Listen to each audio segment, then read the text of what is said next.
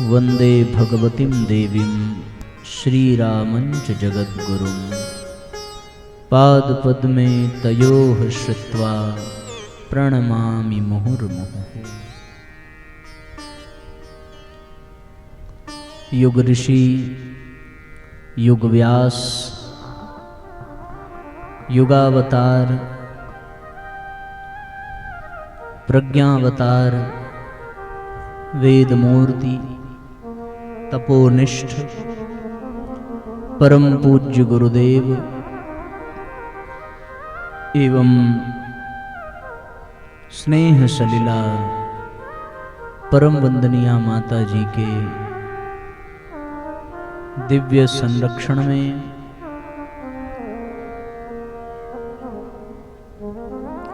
जनमानस में गुरु और गायत्री के दिव्य तत्वों को पहुंचाने हेतु जन जन में व्याप्त अज्ञान अंधकार के शमन हेतु गायत्री परिवार के कार्यकर्ता आदरणीय रोहिणी बाबूजी के द्वारा और सभी सहयोग करने वाले साथियों के साथ आयोजित पंचदिवसीय पावन प्रज्ञा पुराण कथा एवं नवकुंडीय गायत्री महायज्ञ के इस आध्यात्मिक अनुष्ठान में आत्म कल्याण एवं लोक कल्याण की भावना से एकत्रित श्रद्धामयी माताओं, देवतुल्य आत्मीय परिजनों, क्षेत्र के सभी सम्मानित अतिथिगण और विज्ञान के माध्यम से गायत्री शक्तिपीठ वाराणसी के हमारे YouTube चैनल पर इस कार्यक्रम का लाइव प्रसारण देख रहे सभी सत्संग प्रेमी भाई बहन, आप सबके हृदय में विराजमान विद्यमान ऋषि सत्ता गुरु सत्ता की दिव्य चेतना को बारंबार नमन वंदन करते हुए आइए श्रद्धा पूर्वक आज के पावन सत्र का हम सभी शुभारंभ करें। आत्मीय बंधुओं, कथा के प्रथम सत्र में हम सबने जीवन में विद्या का महत्व क्या है इस विषय में जाना। कथा के द्वितीय सत्र में हम सबने विद्या से किस प्रकार पात्रता की वृद्धि होती है, विनम्रता आती है और पात्रता से किस प्रकार जीवन में सुख आता है, इस विषय में हम सब ने चिंतन किया। वह विद्या दो प्रकार की है, पराविद्या और अपराविद्या। हम सब ने पराविद्या को केंद्र में रख करके गायत्री विद्या और ब्रह्म विद्या के विषय में सुना। किस प्रकार गायत्री मंत्र समस्त ऋषि मुनियों के द्वारा, समस्त देवताओं के द्वारा पूजित है। स्वर्गलोक में गायत्री को ही कामधेनु के रूप में स्थित बताया जाता है। कण कण में गायत्री तत्व की चेतना ही विद्यमान है। स्वयं भगवान राम, भगवान कृष्ण भी गायत्री मंत्र का ही गुरु से दीक्षा लेकर के जाप करते हैं। इन सभी विषयों पर हम सब ने चिंतन किया था। तत्पश्चात तृतीय सत्र में हम सब ने उस ब्रह्म विद्या के विषय में जाना। देवर्षि नारद और भगवान विष्णु का संवाद, तदपरांत हिमाच्छादित हिमालय में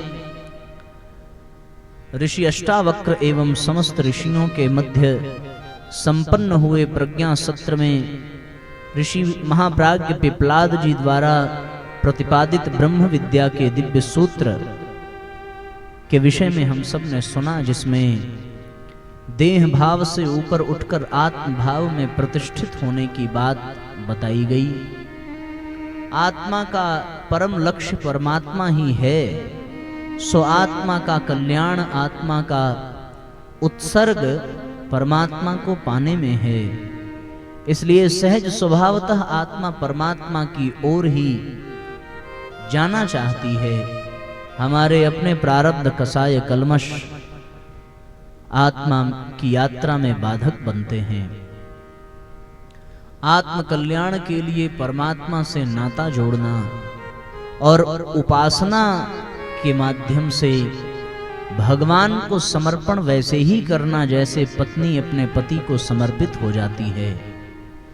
ऐसा पावन समर्पण हो जाए जैसे बंसी ओठों को शिशु माता को समर्पित हो जाता है, शिष्य गुरु को समर्पित हो जाता है। और जिसमें जितना समर्पण, जितनी श्रद्धा, जितना विश्वास रहता है, वह उतना ही अनुदान वरदान ईश्वर से प्राप्त करता है।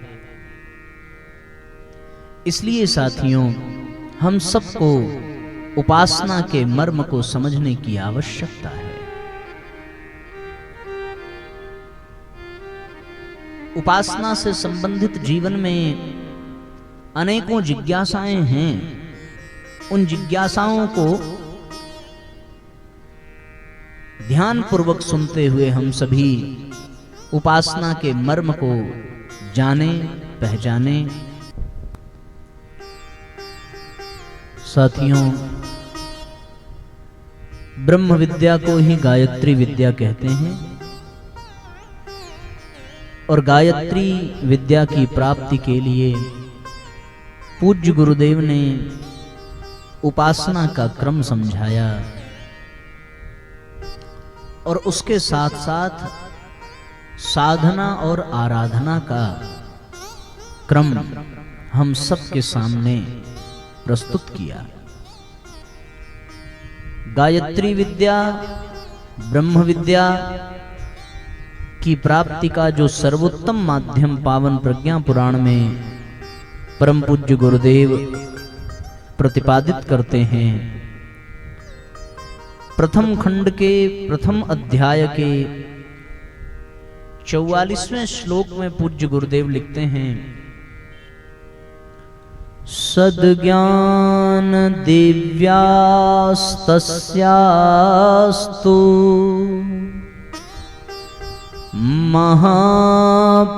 महाप्रज्ञेति या स्मृता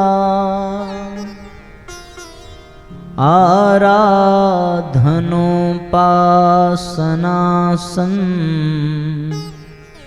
साधनाया उपक्रमः।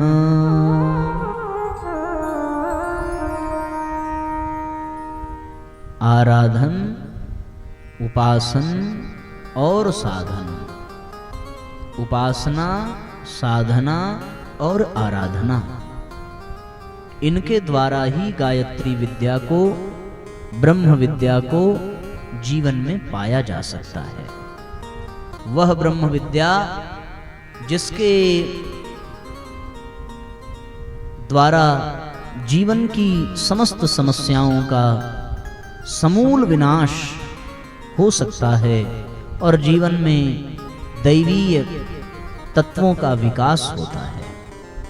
हमें गहराई से इन एक एक बिंदुओं को सुनने समझने की आवश्यकता है। यद्यपि यह प्रत्येक विषय उपासना का, साधना का, आराधना का अपने आप में स्वतंत्र है, एक एक विषय में एक एक दिन के सत्र का समय लग जाए तो भी कम है, पर हमें केवल और केवल आज के ही सत्र में इन तीनों बिंदुओं को सुनने समझने की आवश्यकता है। कुछ बातें शेष रह जाएंगी, सो कल सवेरे के सत्र में अवश्य बताने का प्रयास करेंगे।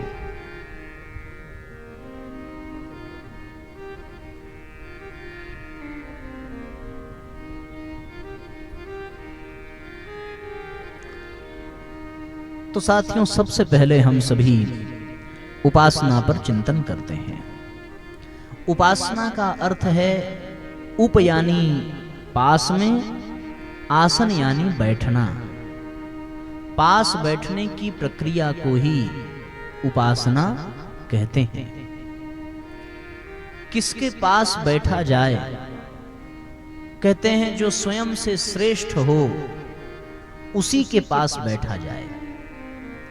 जो श्रेष्ठ होगा उसके पास बैठने पर जीवन में श्रेष्ठता ही आएगी, और जो निकृष्ट स्तर का होगा उसके पास बैठने पर निकृष्टता ही जीवन में आएगी।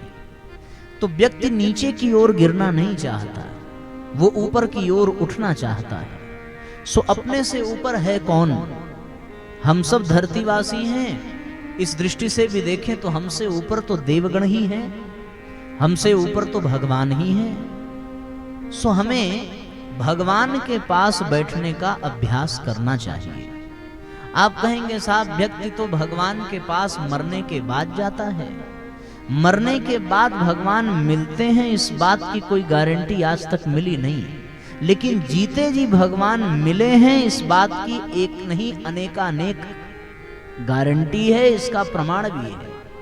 प्रहलाद को मरने से पहले मिले, शबरी को मरने से पहले मिले, ध्रुव को मरने से पहले मिले, द्रौपदी पांडवों को पहले मिले, गज को पहले मिले। जिसको भी भगवान मिले वो मरने के बाद नहीं मिले।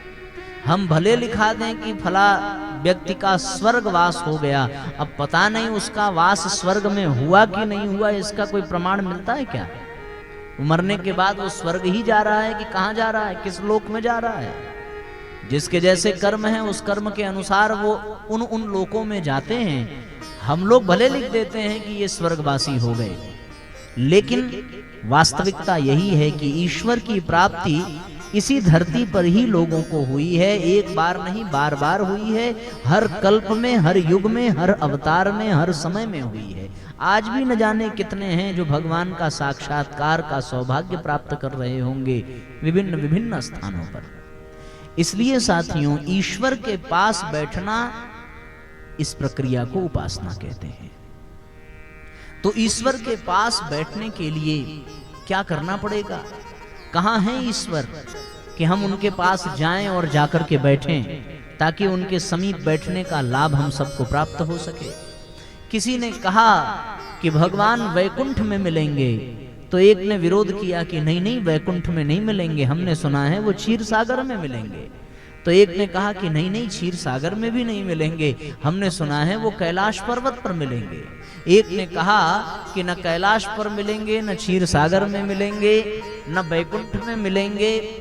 भगवान ने स्वयं कहा है कि यत्र गायन्ति मद भक्ता तत्र तिष्ठामि नारद। जहां मेरे भक्त मुझे पुकारते हैं या मेरा कीर्तन करते हैं, मैं वहीं प्रतिष्ठित हो जाता हूँ। गीता में भगवान ने कहा ईश्वर सर्वभूतानां, सब जगह ईश्वर हैं, पर हृदय से अर्जुन तिष्ठति, हृदय प्रदेश में अर्जुन का निवास है।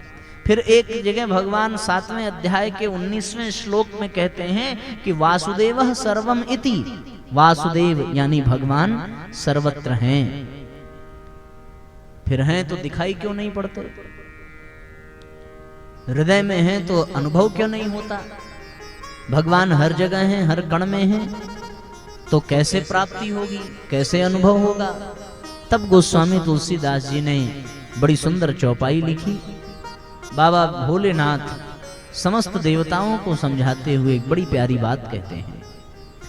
हरि व्यापक सर्वत्र समाना, हरि व्यापक सर्वत्र समाना, प्रेम ते प्रगट ओहि मैं जाना, प्रेम ते प्रगट ओहि मैं जाना, देश काल सब विदेशी हूँ माही, देश काल सब विदेशी हूँ माही, कहूँ कहाँ जहाँ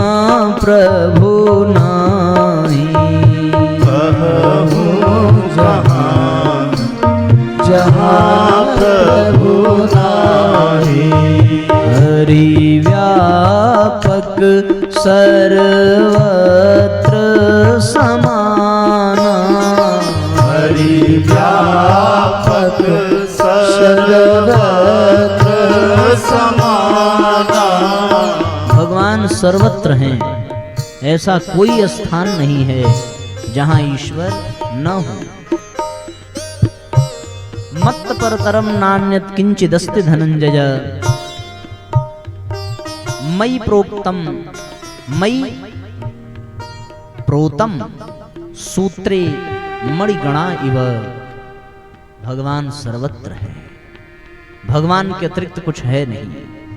ईश्वर दिखाई कैसे पड़ेंगे? बोले प्रेम से, सद्भाव से। जहां प्रेम का भाव हो, सच्चा भाव हो, कहीं भी कोई भी हो वहां ईश्वर को अनुभव कर सकता है। गज ने सरोवर में बुलाया तो भगवान सरोवर में आ गए। द्रौपदी ने राजसभा में बुलाया तो भगवान राजसभा में आ गए। पांडवों ने जंगल में पुकारा तो भगवान जंगल में आ गए। प्रहलाद ने खंभे में आवाज लगाई तो भगवान खंभे से आ गए। वन में माता शिवरी ने बुलाया तो भगवान वहां आए, और विभीषण ने लंका में पुकारा तो भगवान लंका पहुंचे। भला कौन सा ऐसा स्थान है जहां परमात्मा न हो? पहाड़ों में जो योगी भगवान को पुकारते हैं, भगवान उन्हें पहाड़ों में दर्शन देते हैं। नदी, तालाब, समुद्र, वृक्ष, वनस्पति, कोई ऐसा स्थान नहीं है जहां ईश्वर न हो। तो एक बात तो तय हो गई कि आपको भगवान के समीप बैठने के लिए कहीं दूर दराज कहीं जाने की जरूरत नहीं है। जब भगवान सब जगह हैं तो भगवान आपके घर में भी हैं, और भगवान अगर हमारे घर में हैं तो भगवान हमारे हृदय में भी हैं। तो आप चाहे जहां बैठ जाइए, चाहे जहां भगवान को पुकारिए, चाहे जहां उसका ध्यान लगाइए, वो आपको वहीं मिल जाएंगे। बड़ी सुंदर बात शास्त्रों में बताई गई। ज्यों तिल माही तेल है, ज्यों चकमक में आग, तेरा साईं तुझ में जाग सके तो जाग। ज्यों नैनन में पूतली, त्यों मालिक घट माही, मूरख लोग न जानही, बाहर ढूंढन जाही। बाहर ढूंढने के लिए मूर्ख लोग जाते हैं। कोई तीर्थ में जा रहा है, कोई आश्रमों में जा रहा है, कोई मंदिरों में जा रहा है। पर सिद्धांत तो ये कहता है कि भगवान को पाने के लिए आपको कहीं जाने की जरूरत नहीं है, बल्कि आप जहां सच्चे भाव से पुकारें, भगवान वहीं आपके पास आ जाएंगे। प्रमाण यही कहता है। इसलिए साथियों, हम अपने घर में ही उपासना कर सकते हैं। हम अपने निवास पर ही, जहां कहीं भी हैं, वहीं हम भगवान की उपासना संपन्न कर सकते हैं। एक बात, स्थान क्या? जहां हम हैं वहीं, यही स्थान सर्वोत्तम है। अब उसमें ध्यान व्यवहार की दृष्टि से ये रखा जाता है कि जिस स्थान पर उपासना हो, वह स्थान एक तो शुद्ध हो, पवित्र हो, स्वच्छ हो, और दूसरा ऐसा स्थान हो जहां शुद्ध वायु और सूर्य का प्रकाश आ सके। उस स्थान को अच्छा बताया गया है। घर का कोई ऐसा कमरा जहां स्वच्छ वायु आ सके, जहां सूर्य का प्रकाश आ सके। और कमरे में इस तरह की व्यवस्था न हो तो ऊपर छत पर चले जाइए या दरवाजे पर बैठ जाइए। बस जहां आप बैठे वहां शुद्धता होनी चाहिए, स्वच्छता होनी चाहिए। और एक और बात कि ऐसे स्थान पर शोर शराबा नहीं होना चाहिए। आप कहेंगे साहब शोर शराबा तो हर जगह है, घर में भी है, बाहर भी है। बाहर पड़ोसी चिल्लाता है, घर में बच्चे चिल्लाते हैं, कहां जाएं? तो उसके लिए सबसे अच्छा उपाय ये बताया गया कि उपासना के लिए समय ही ऐसा रखा जाए जब कोई शोरगुल न होता हो। और वो समय सबसे अच्छा कौन सा है? वो समय तब है जब सारी दुनिया सो रही हो। शोर करने वाला जगह ही नहीं होगा तो शोर करेगा कौन? इसीलिए शास्त्रों में बताया गया कि उपासना के लिए स्थान वो जो स्वच्छ और पवित्र हो और वायु और सूर्य का प्रकाश व्यवस्थित आ सके। एक बात, दूसरा समय कौन सा हो? तो शास्त्र ये कहता है कि उपासना के लिए सबसे अच्छा समय है कि जब आसमान में तारे दिख रहे हों और सूर्योदय होने वाला हो। उसके पहले तो सब लोग सो ही रहते हैं। हम लोग 3:30 बजे जब सवेरे जगते हैं तो सब सोए रहते हैं। क्यों जगते हैं? हमें भी सोना अच्छा लगता है, लेकिन इसलिए जगते हैं क्योंकि उस समय शांति रहती है। और जब तक सब लोग जगते हैं तब तक हमारी आधी उपासना पूरी हो जाती है। 5 साढ़े 5 बजे के बाद थोड़ा बातचीत और शोरगुल सुनाई पड़ता है, और 5:30 बजे तक तो हमारी उपासना पूरी हो जाती है। फिर 6:30 7 बजे फिर हम लोग यज्ञ करते हैं। तो ये समय बड़ा उत्तम है, सबसे उत्तम समय है। बाकी समय में आपको बहुत बेचैनी होगी, नहीं कोई परेशान करने वाला होगा तो फोन आ जाएगा, कोई मेहमान आ जाएगा, कभी सब्जी बेचने वाला आ जाएगा, कभी दूध देने वाला आ जाएगा, कभी कोई पड़ोसी आ जाएगा, कोई रिश्तेदार आ जाएगा। पर 5 बजे भोर में किसको कुत्ता काटा है? 5 बजे भोर में तो यमराज भी नहीं आ सकते, वो भी तो कहीं ना कहीं विश्राम कर रहे होंगे। हमें लगता है ये समय सर्वोत्तम है। आसमान में तारे हों और सूर्योदय न हुआ हो, सबसे अच्छा समय है ये, बहुत उत्तम समय है। तो स्थान निश्चित हो गया उपासना के लिए, जहां स्वच्छता मिल जाए, जहां शुद्धता मिल जाए, जहां खुलापन हो, और समय अच्छा जब शोरगुल न हो। वो समय क्या है? एकदम ब्रह्म मुहूर्त का। कौन सा समय? ब्रह्म मुहूर्त का। आप लोगों को एक सत्य घटना बतावें, ब्रह्म मुहूर्त का समय क्यों अच्छा।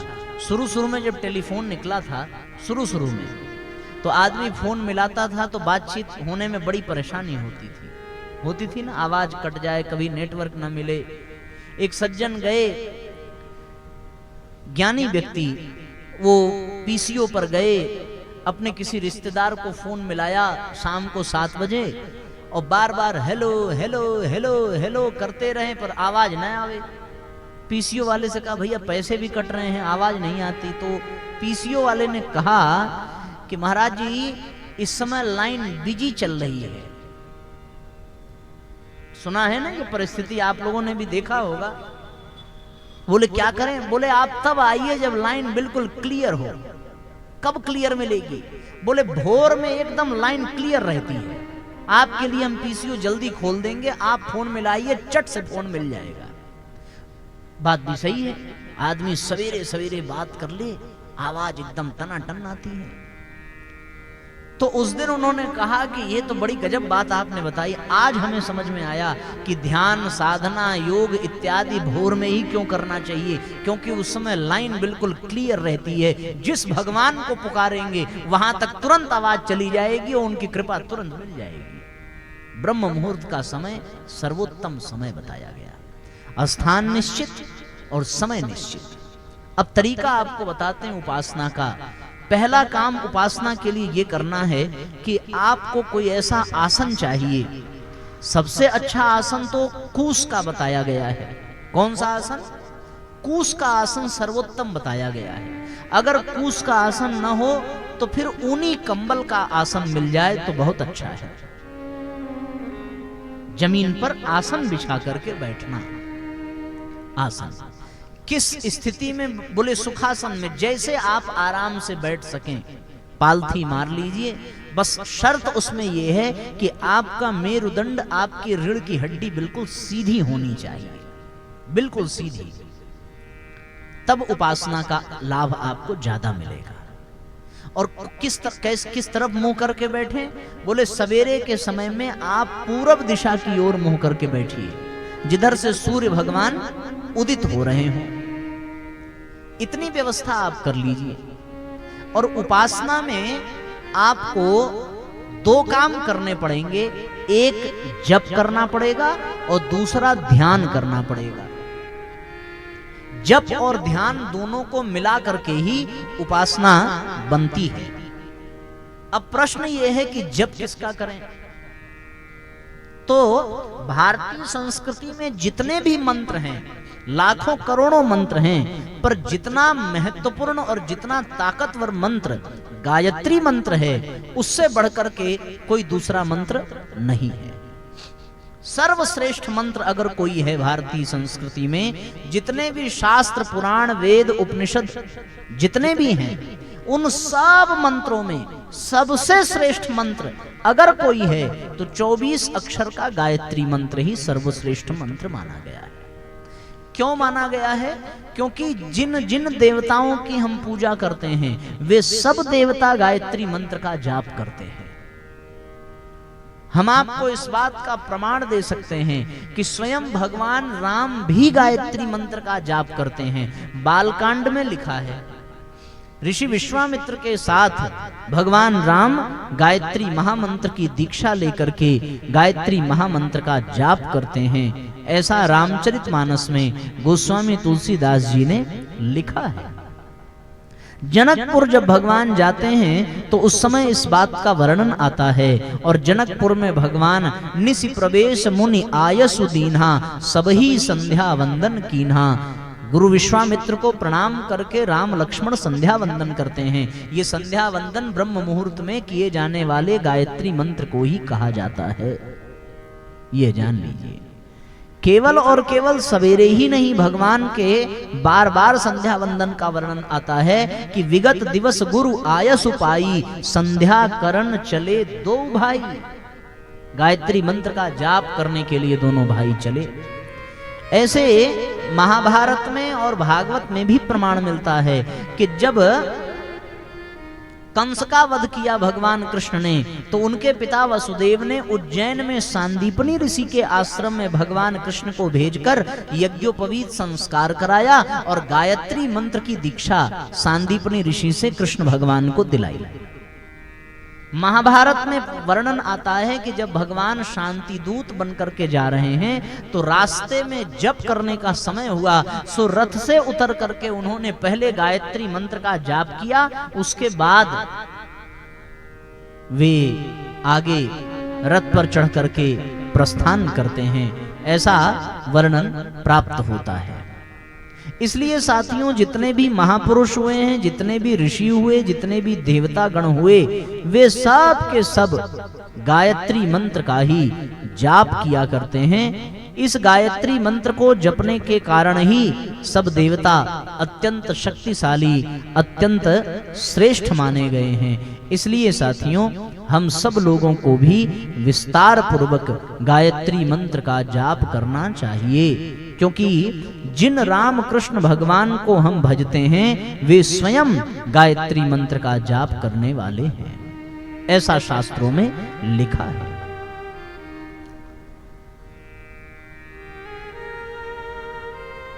वर्णन आता है, गीता में भी भगवान श्री कृष्ण लिखते हैं कि बृहत्साम तथा सामनाम गायत्री छंदसाम हम, मैं स्वयं छंदों में गायत्री हूं। भगवान कृष्ण ऐसा कह रहे हैं।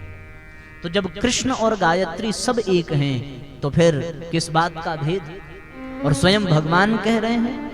भागवत में 10वें स्कंद में उत्तरार्ध में ऐसी कथा आती है कि भगवान अपनी दिनचर्या का शुभारंभ ही गायत्री मंत्र से करते हैं। क्वापि संध्या मुपासीनम जपंतम ब्रह्मवाग्मतम, ब्रह्म मंत्र का यानी गायत्री मंत्र का ही जाप भगवान श्री कृष्ण नित्य करते हैं, रोज करते हैं। भगवान शंकर भी समाधि में गायत्री मंत्र का जाप करते हैं। कहा गया है रामचरितमानस में, क्या? महामंत्र जोई जपत महेशु, महामंत्र जिसका जाप भगवान शंकर कर रहे हैं।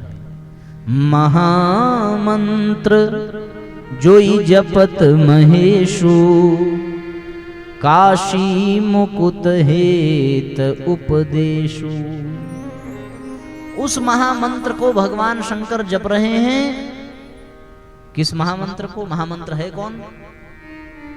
बहुत सुंदर पंक्ति कि महामंत्र है क्या? किसको महामंत्र कहा गया है?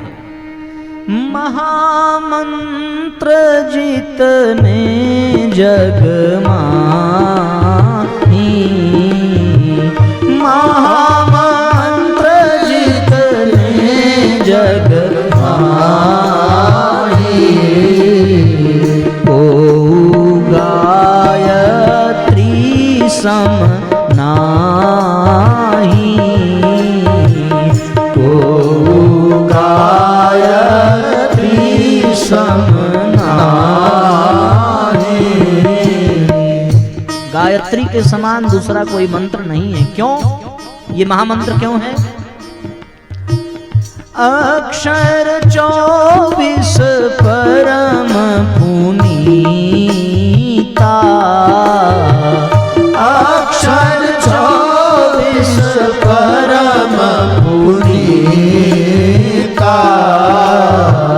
इनमें बसहि शास्त्र श्रुति गीता,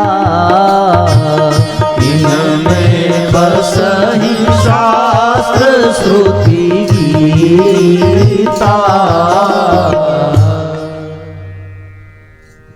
किस लिए ये महामंत्र है? जितने भी शास्त्र पुराण वेद हैं वो सब गायत्री मंत्र में ही भरे पड़े हैं। ये जान लीजिए। कैसे भरे पड़े हैं? जैसे बीज में वृक्ष भरा रहता है कि नहीं भरा रहता? बीज में है तो छोटा सा बीज, पर उसको खाद पानी दीजिए, जमीन में गाड़ दीजिए तो कितना बड़ा पेड़ निकल जाता है। बीज में पेड़ है, वृक्ष है कि नहीं है? उसी प्रकार गायत्री मंत्र में सारे शास्त्र भरे पड़े हैं। वाल्मीकि ऋषि ने जो रामायण लिखी है, रामायण में हर 1000 श्लोक के बाद अगला श्लोक गायत्री मंत्र के एक अक्षर से प्रारंभ हुआ है। गायत्री मंत्र के 24 अक्षरों से रामायण के 24,000 श्लोक बनाए हैं ब्रह्मर्षि वाल्मीकि जी ने। तो सारी रामायण किससे निकल के आई? गायत्री मंत्र से। भागवत में 24 अवतार हैं और 24वां अवतार की कथा में ही गायत्री मंत्र के 24 अक्षरों की व्याख्या की गई है। भागवत गायत्री मंत्र का ही विस्तार है, वर्णन है भागवत में। वेदों का सार गायत्री है और गायत्री मंत्र का विस्तार श्रीमद् भागवत है। तो मुख्य रूप से तो यही दो कथाएं हैं, रामायण और भागवत। यही दो कथा हम ज्यादा सुनते हैं और ये दोनों कथाएं ही गायत्री मंत्र से निकल करके आई है। सोचिए, अब ये बात आपको पता है कि नहीं है? चित्रकूट में जगत गुरु तुलसी पीठाधीश्वर परम सम्माननीय श्रद्धेय राम भद्राचार्य जी ने अपनी कथा में एक बड़ी सुंदर बात कही, हमें बड़ी अच्छी लगी कि हम भगवान के 24 अवतारों की कथा सुनते हैं लेकिन प्रणाम किसी एक अवतार को ही करते हैं।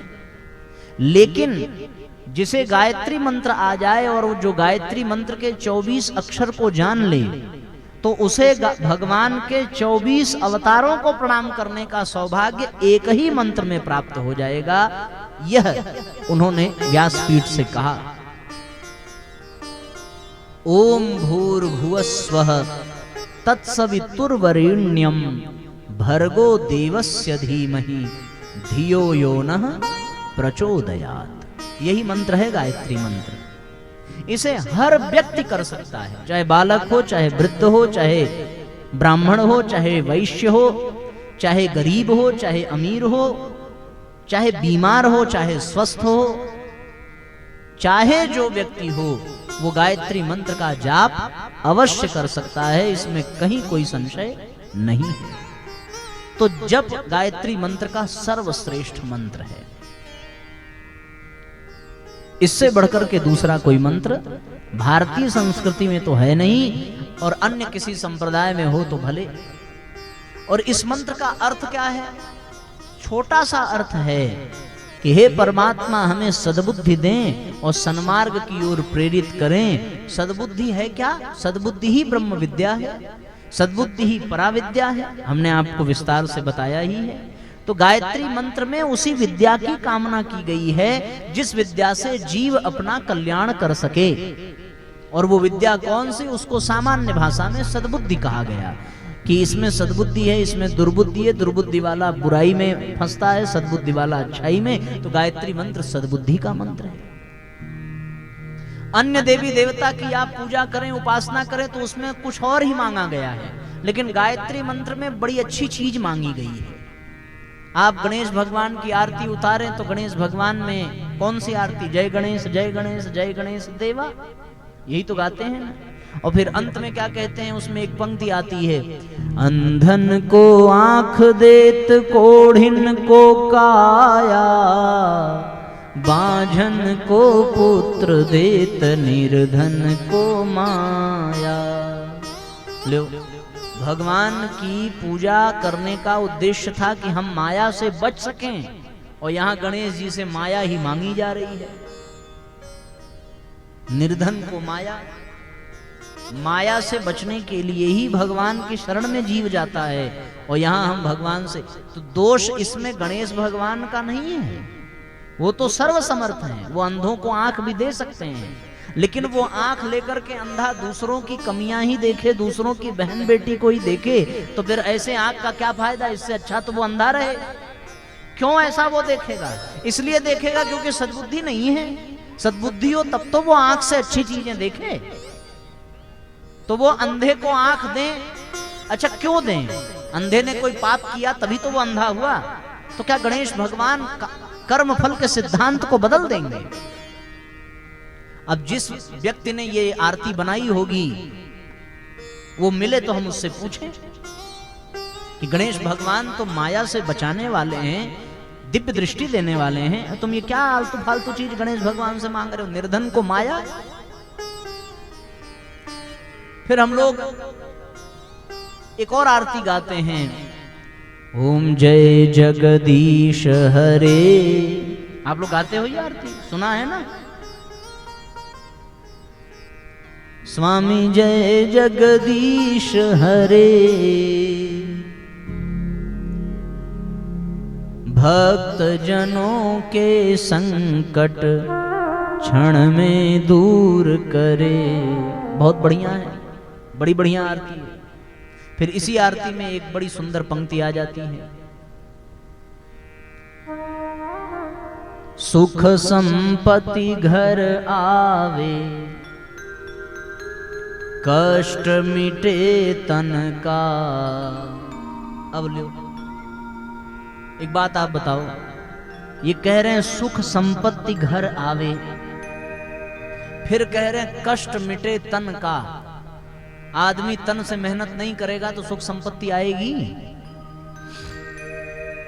किसान खेत में मेहनत न करे और अपने तन को सुख दे, कष्ट न दे, आराम करे, दिन भर घर में पड़ा रहे, कौन सुख संपत्ति लाके देगा? बताओ जरा। मांगना ही था तो भगवान से सद्बुद्धि मांग लेते। सुख संपत्ति तो रावण के पास थी ना, क्या किया रावण ने सुख संपत्ति लेकर के? भगवान से सद्बुद्धि मांग लेते। तो गायत्री मंत्र भैया सुख संपत्ति दे चाहे ना दे, लेकिन सद्बुद्धि जरूर देने वाला मंत्र है। अब आप गायत्री माता की आरती गाओ। गायत्री माता की आरती में क्या गाते हैं हम लोग?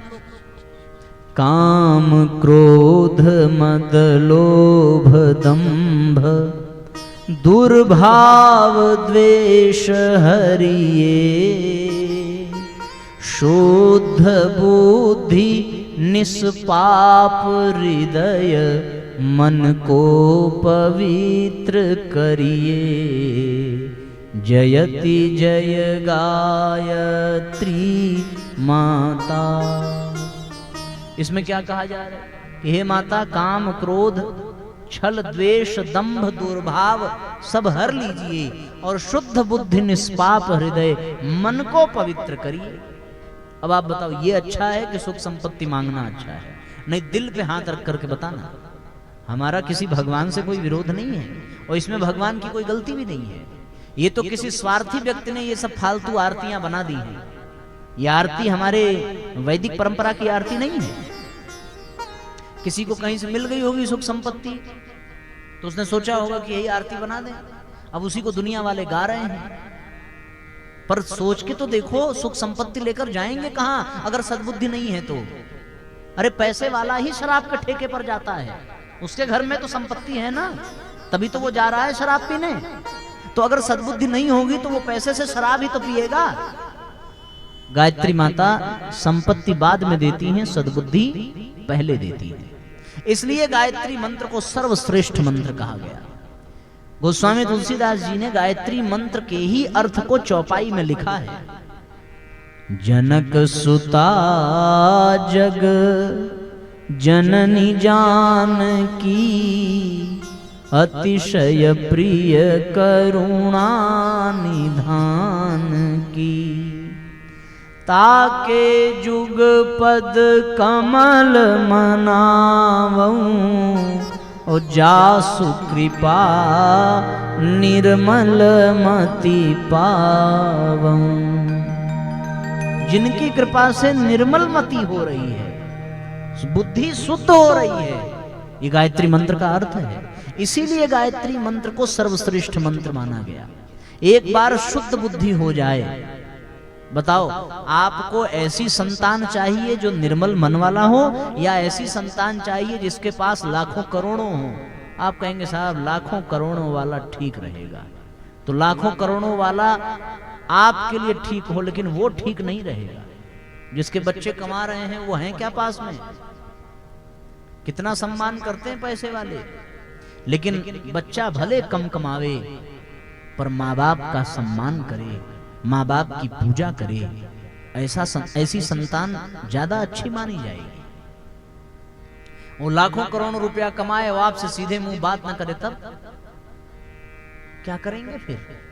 जिसे मर मर करके पढ़ाया लिखाया बड़ा किया पाल पोस करके कि बुढ़ापे का सहारा बने और वो पैसे की तैश में रहे, तो ऐसी संतान से अच्छा है कि निसंतान रहे।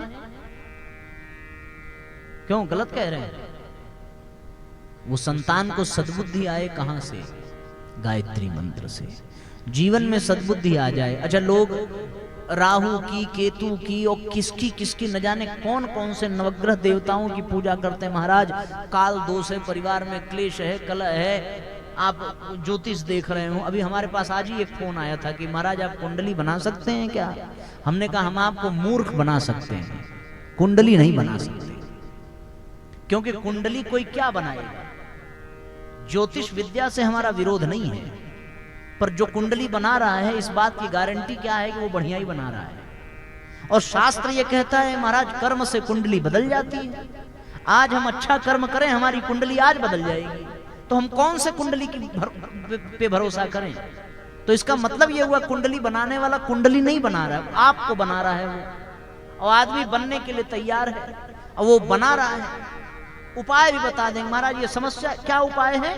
उपाय बता देंगे कि पीपल का पेड़ देखना जहां होगा वहां सूती धागा 10 बार हर गुरुवार को बांधना, परिवार में झगड़ा बंद हो जाएगा। ऐसे ही करते हैं ना, यही तो बताते हैं। तो भैया वो अब पीपल का पेड़ खोजेंगे, उसमें धागा बांधेंगे, तो पूछेगा कि आराम मिला, झगड़ा बंद हुआ? तो बोले हाँ साहब बहुत आराम है, आपने क्या उपाय बताया? तो पीपल में धागा बांधने से झगड़ा थोड़ी बंद हुआ। जो झगड़ा कर रहा था वो बेचारा धागा बांधने में बिजी है, झगड़ा करेगा कौन है? आज तक तो वो झगड़ा कर रहा था, अब वो फंस गया धागा बांधने में। तो जब लड़ने वाला ही नहीं है तो आदमी लड़ेगा कहां? लेकिन एक बात बताओ, कभी तो वो धागा बांध के घर आएगा, और जब आएगा वो फिर अपने घरवाली के दोष देखेगा, चिल्लाएगा, गाली देगा, फिर झगड़ा होगा। कितनी देर धागा बांधेगा? लोग कहते हैं महाराज कमाते तो हम बहुत हैं, लेकिन पैसा घर में रुकता नहीं है।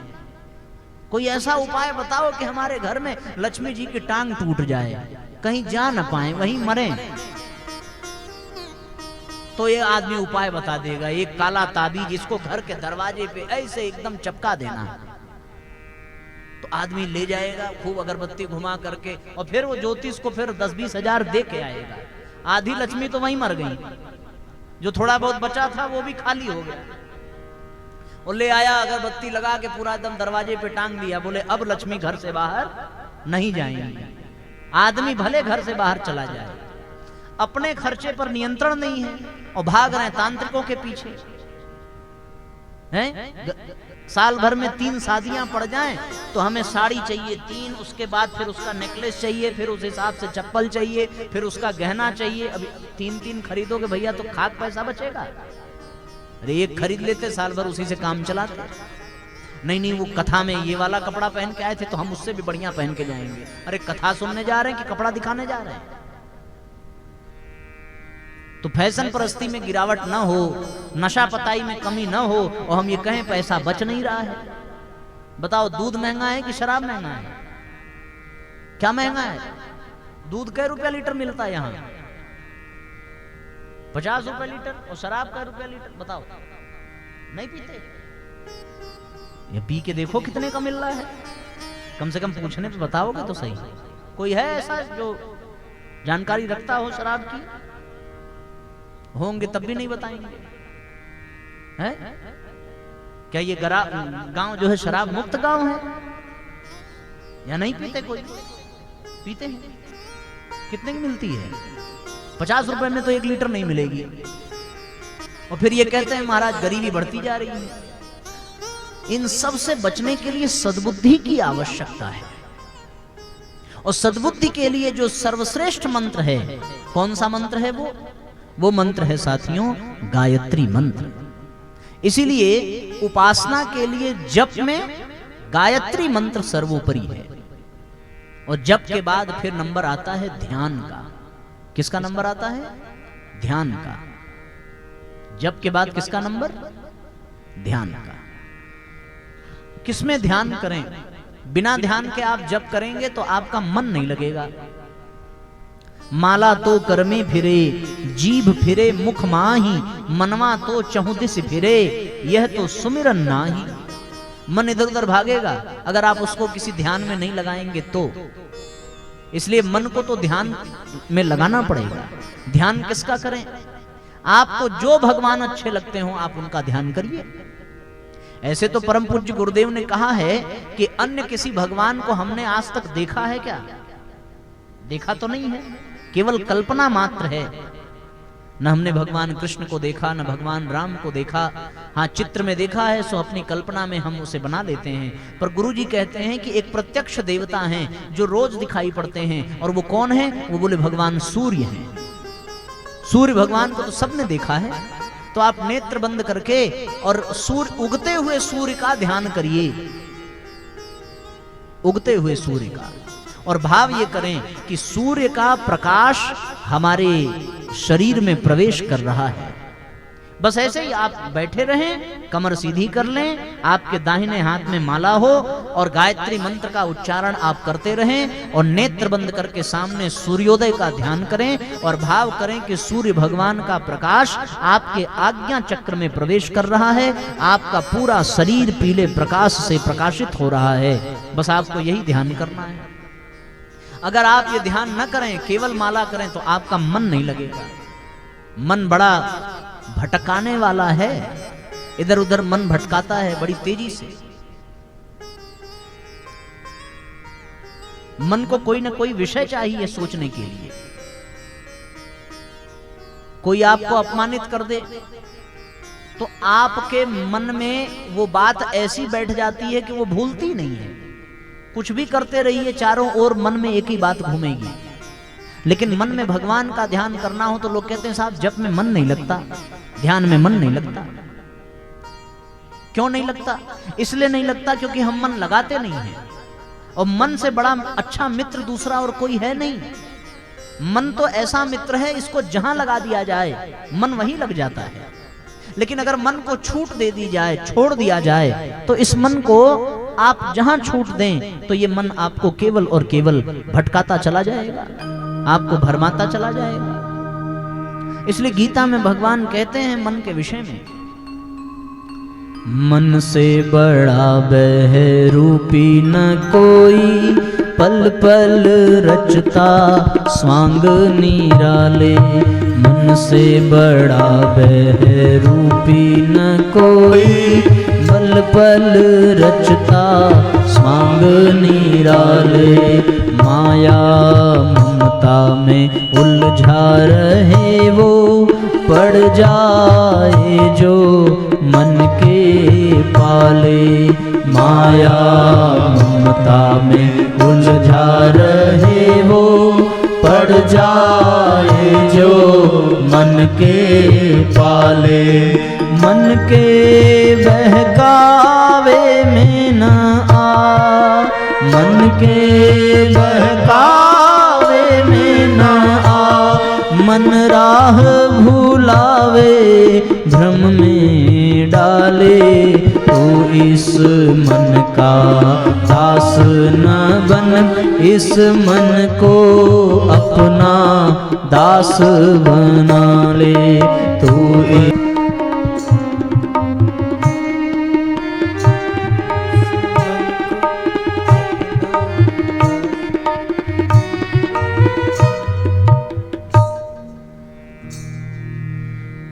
तो ध्यान में अपने मन को एकाग्र करना, अपने इष्ट पर, अपने आराध्य पर।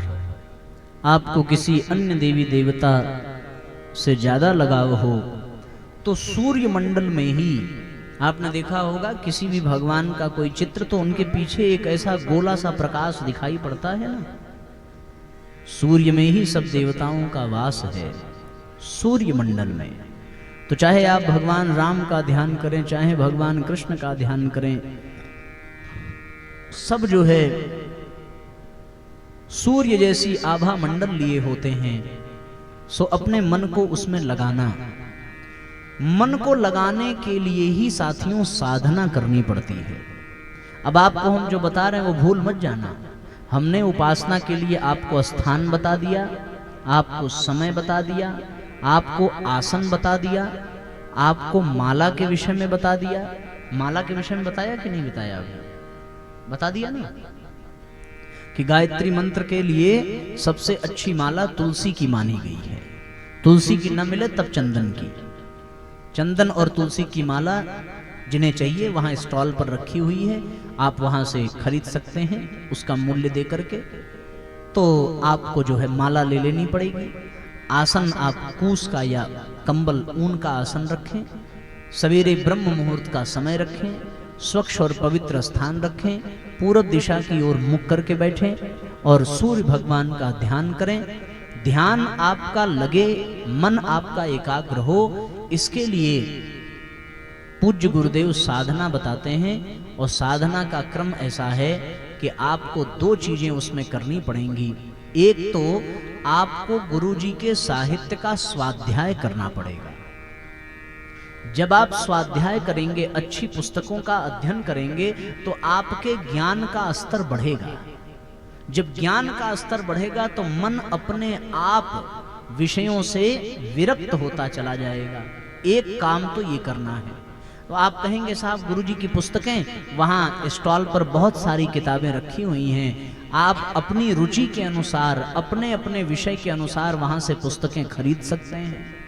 बहुत सस्ते मूल्य पर हैं, 5, 10, 15 रुपए की किताबें हैं। आप उसमें से स्वयं भी खरीदें और दूसरों को भी खरीद करके बांट। जो अधिक पैसे वाले हों वो 5-10 किताबें खरीद करके बांट दें। ये बड़े पुण्य का काम है। इस समय पुरुषोत्तम मास चल रहा है। अधिक मास में अच्छी पुस्तकों को बांटना, उसका दान करना बहुत बड़ा यज्ञ माना जाता है। तो जो समर्थ हैं वो लोग 10-15 किताबें खरीद करके ऐसे ही निःशुल्क वितरित कर दें लोगों को, और जो न वितरित कर सकें वो कम से कम अपने लिए तो अवश्य ले लें।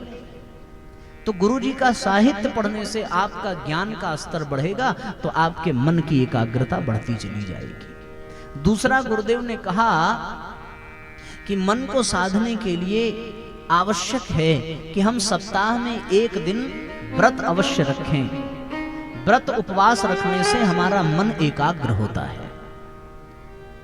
सप्ताह में एक दिन का उपवास रख लेने से मन की एकाग्रता बढ़ती है। इसमें बड़ा आनंद आता है। मन की एकाग्रता उपवास करने से, मौन व्रत रहने से, सप्ताह में एक दिन का मौन व्रत, सप्ताह में एक दिन का उपवास, गुरुजी के साहित्य का या किसी अच्छे साहित्य का, जैसे रामचरितमानस है, गीता है, भागवत है, प्रामाणिक लेखकों के द्वारा, विद्वानों के द्वारा लिखे हुए किसी भी साहित्य का अध्ययन करने से आपके मन की एकाग्रता बढ़ती चली जाएगी।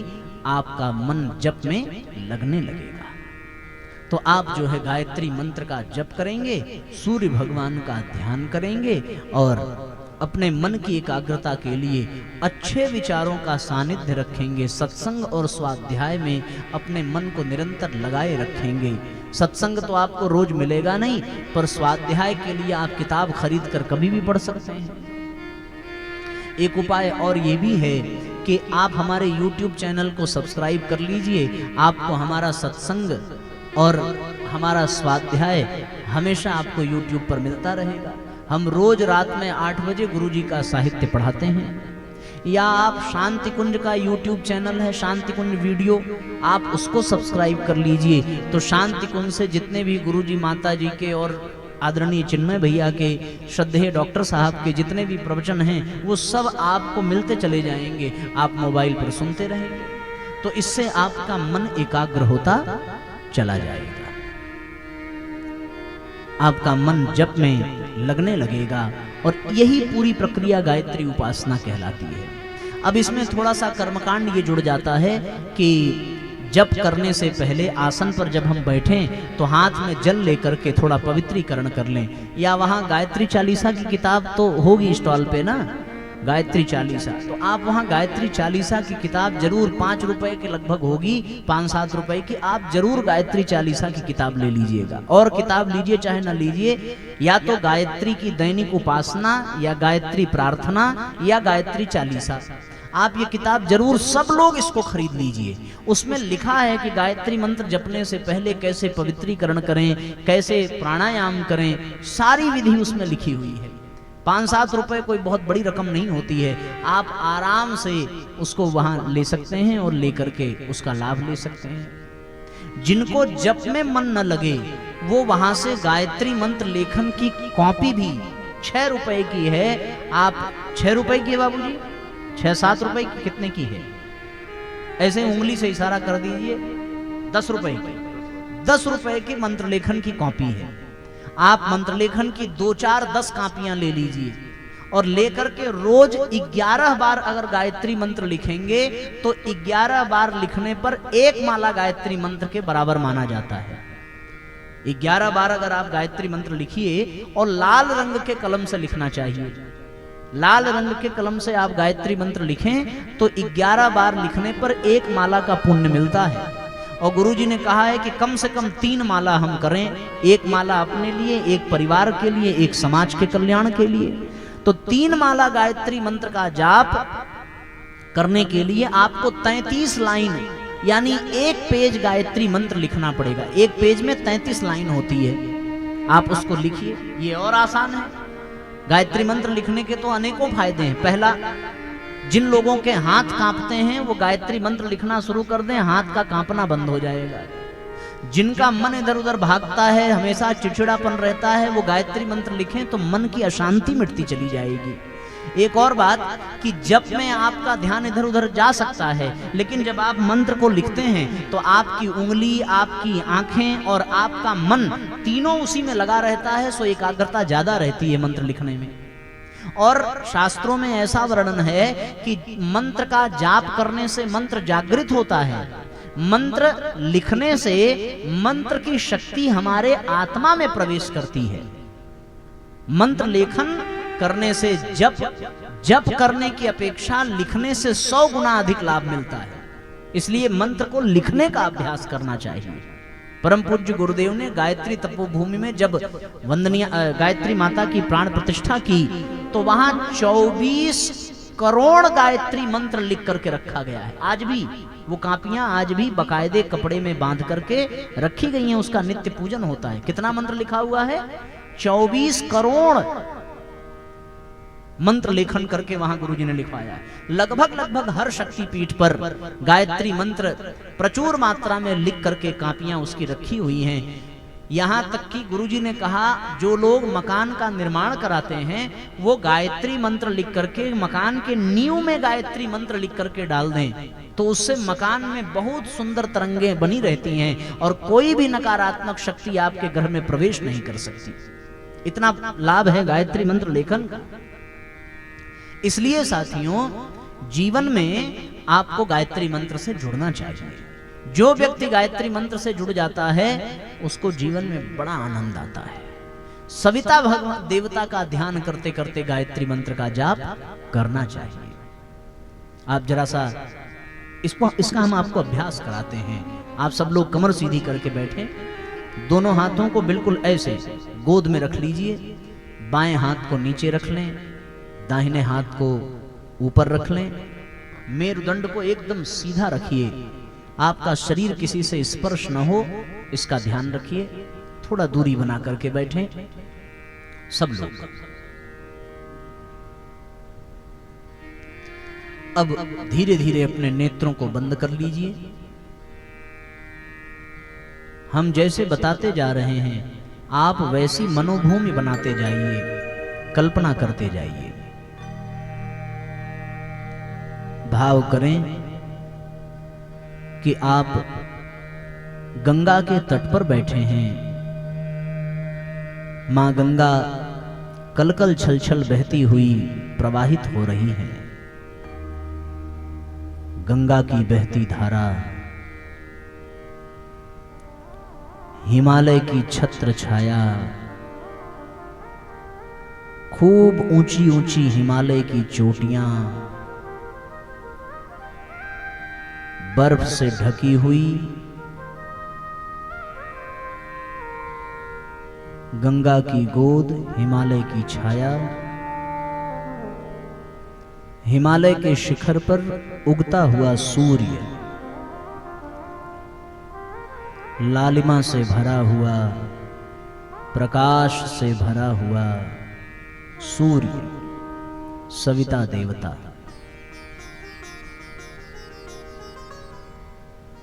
उगते हुए सूर्य का ध्यान करें। भाव करें भगवान सूर्य से एक विशेष किरण निकलकर आपके मस्तिष्क के मध्य में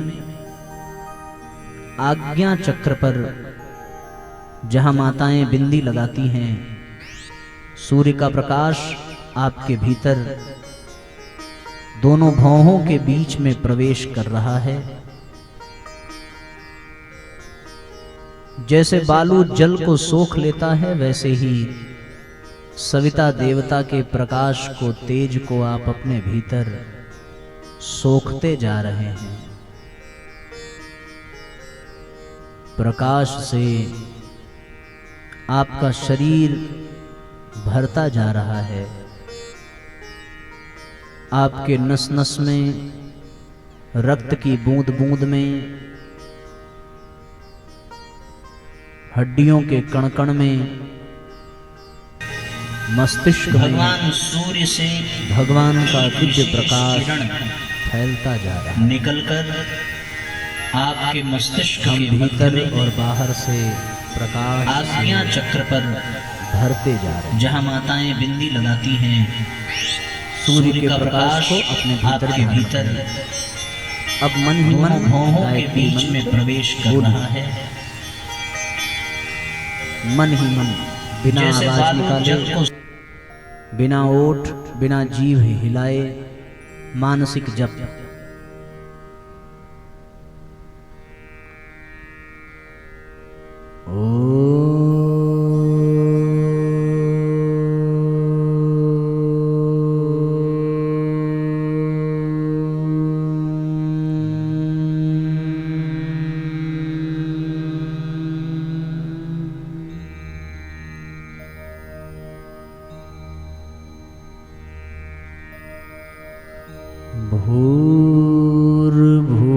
भूर्भुवः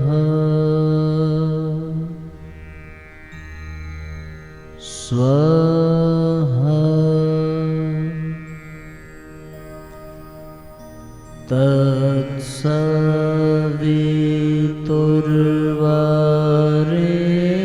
तत्सवितुर्वरेण्यम्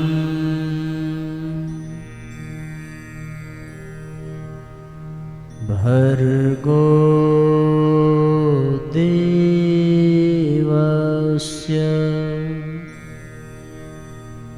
धीमहि धियो यो नः प्रचोदयात्।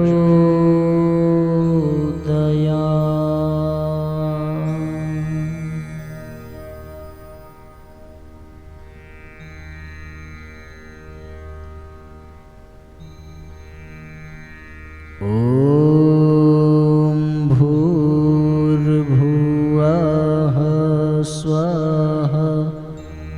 तत्सवितुर्वरेण्यं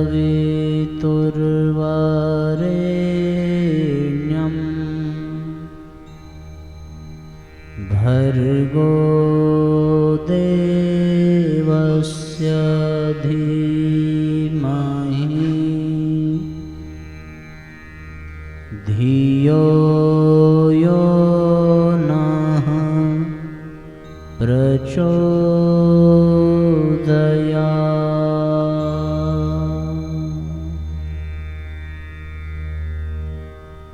ॐ भूर्भुवः स्वः तत्सवितुर्वरेण्यं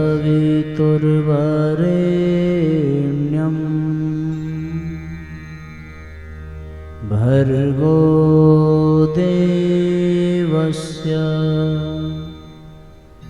धीमहि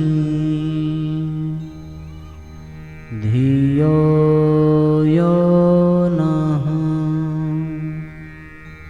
प्रचोदयात्।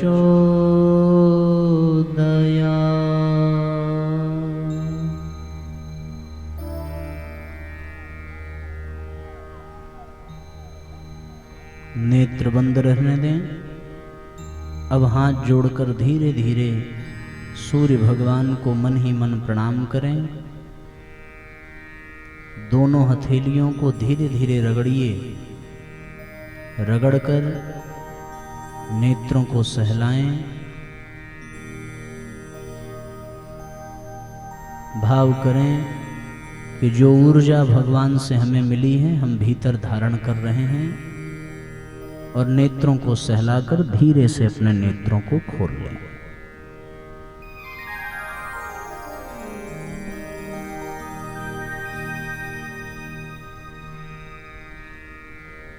इसी प्रक्रिया को गायत्री उपासना कहते हैं। अब इसमें कर्मकांड ये जुड़ जाता है। कुछ लोग दीपक जला लेते हैं, जल का पात्र रख लेते हैं, फिर वही जल सूर्य भगवान को किसी तुलसी के पौधे में या कहीं डाल देते हैं। थोड़ा सा जल पी लेते हैं, थोड़ा घर में छिड़क देते हैं, शांति पाठ कर लेते हैं। ये उपासना है। ऐसा कर लेने से आपको बहुत लाभ मिलेगा। आपके सारे भीतर के कसाय कलमश सब सूर्य भगवान जला करके नष्ट कर देंगे, सब गायत्री माता नष्ट कर देंगे। बहुत प्यारी पंक्ति है। सविता का ध्यान करते करते महामंत्र गायत्री मंत्र का जाप करना चाहिए। सविता का ध्यान धरते धरते महामंत्र गायत्री जप लो, महामंत्र गायत्री जप लो। मिट जाए अज्ञान तेरा, हो जाए कल्याण। मिट जाए अज्ञान तेरा, हो जाए कल्याण।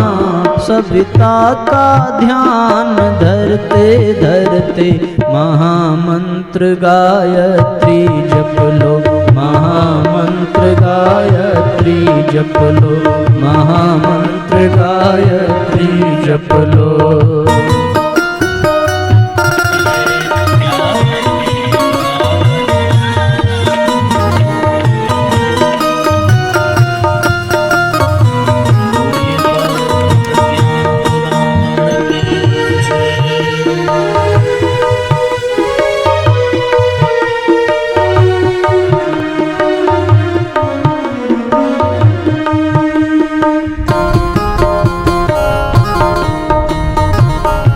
सब भावपूर्वक तालियां बजाइए। प्राणों को अद्भुत शक्ति मिले, ऊर्जा का अनुपम स्रोत खुले। प्राणों को अद्भुत शक्ति मिले, ऊर्जा का अनुपम स्रोत खुले। हो जाए जीवन में प्रकाश अंतर में ज्ञान प्रदीप जले। हो जाए जीवन में प्रकाश अंतर में ज्ञान प्रदीप जले। तन्मय होकर नित जपते जपते हो, तन्मय होकर नित जपते जपते महामंत्र गायत्री जप लो, महामंत्र गायत्री जप लो, महामंत्र गायत्री जप लो।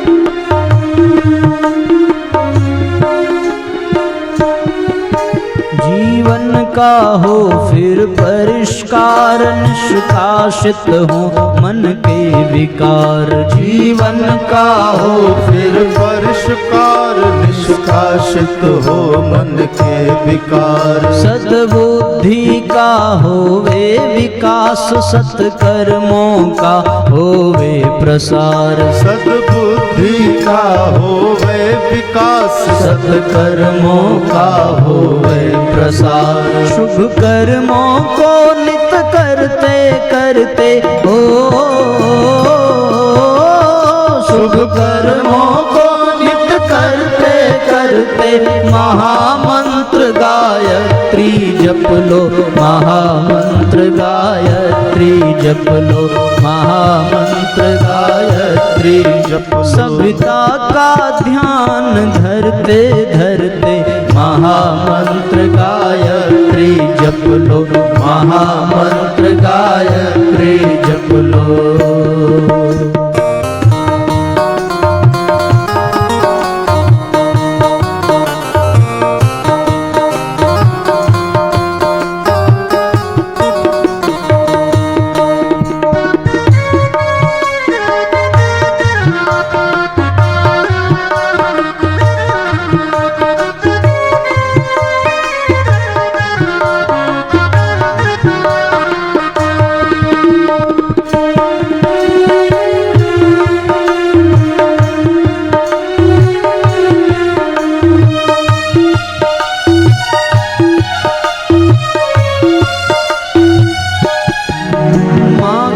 जप चिंतन प्रखर करे, देवत्व मनुज में निखर सके। माँ का जप चिंतन प्रखर करे, देवत्व मनुज में निखर सके। दुर्भावों का होता विनाश, दुष्चिंतन से मन उबर सके। दुर्भावों का होता विनाश, दुष्चिंतन से मन उबर सके। सद्भावों से मन भरते भरते हो, सद्भावों से मन भरते भरते महामंत्र गायत्री जप लो, महामंत्र गायत्री जप लो, महामंत्र गायत्री जप लो। सविता का ध्यान धरते धरते महामंत्र गायत्री जप लो। दोनों हाथ ऊपर उठा करके एक साथ तालियां बजाइए। ओम भूर्भुवः स्वः तत्सवितुर्वरेण्यं भर्गो देवस्य धीमहि धियो यो नः प्रचोदयात्। ओम भूर्भुवः स्वः। दोनों हाथ ऊपर उठा करके गायत्री मंत्र एक साथ गाइए। भर्गो देवस्य धीमहि धियो यो नः प्रचोदयात्। ओम भूर्भुवः स्वः तत्सवितुर्वरेण्यं भर्गो देवस्य धीमहि धियो यो नः प्रचोदयात्।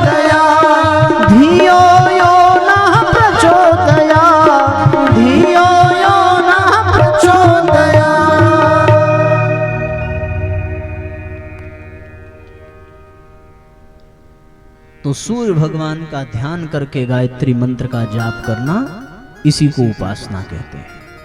और सप्ताह में एक दिन का व्रत रखना और एक दिन 2 घंटे मौन व्रत रखना और गुरु जी के साहित्य का स्वाध्याय करना, इसी को साधना कहते हैं। अब महत्वपूर्ण बात यह है साथियों कि ये तो हमने विधि सिखा दी, पर ये विधि आप सुनेंगे समझेंगे, लेकिन आपके जीवन में जो भी विधि आप सीखें उसका कोई मर्मज्ञ, कोई जानकार व्यक्ति का होना बहुत आवश्यक है, ताकि उसमें संशोधन वो कर सकें। आपको कहीं कोई दिक्कत हो, कुछ ना समझ में आवे तो वो बता सकें। तो इसीलिए ये कहा गया है कि कोई भी मंत्र हो, वह मंत्र किसके अधीन होता है? शास्त्र कहता है कि सारी धरती देवताओं के अधीन होती है, देवता मंत्र के अधीन होते हैं, लेकिन मंत्र ब्राह्मणों के अधीन होता है। जब किसी मंत्र को किसी आचार्य द्वारा, किसी ब्राह्मण द्वारा लिया जाए, तभी वह मंत्र सिद्ध होता है। और नियम यह कहता है कि आप जिस मंत्र को लेना चाहते हैं वो ऐसे महापुरुष से लिया जाना चाहिए जिसे वह मंत्र सिद्ध हो। और मंत्र सिद्धि का जो रहस्य है वो ये है कि मंत्र में जितने अक्षर होते हैं उतने वर्षों तक, उतने लाख के जितने मंत्र में अक्षर हैं, उतने वर्षों तक उतने लाख के जो महापुरुष चरण करे उसी को वह मंत्र सिद्ध होता है। तो गायत्री मंत्र में 24 अक्षर हैं और 24 अक्षर वाले इस मंत्र को जो 24 वर्षों तक 24 लाख के 24 महापुरुष चरण संपन्न करे, वही इस मंत्र की दीक्षा देने की सामर्थ्य रखता है।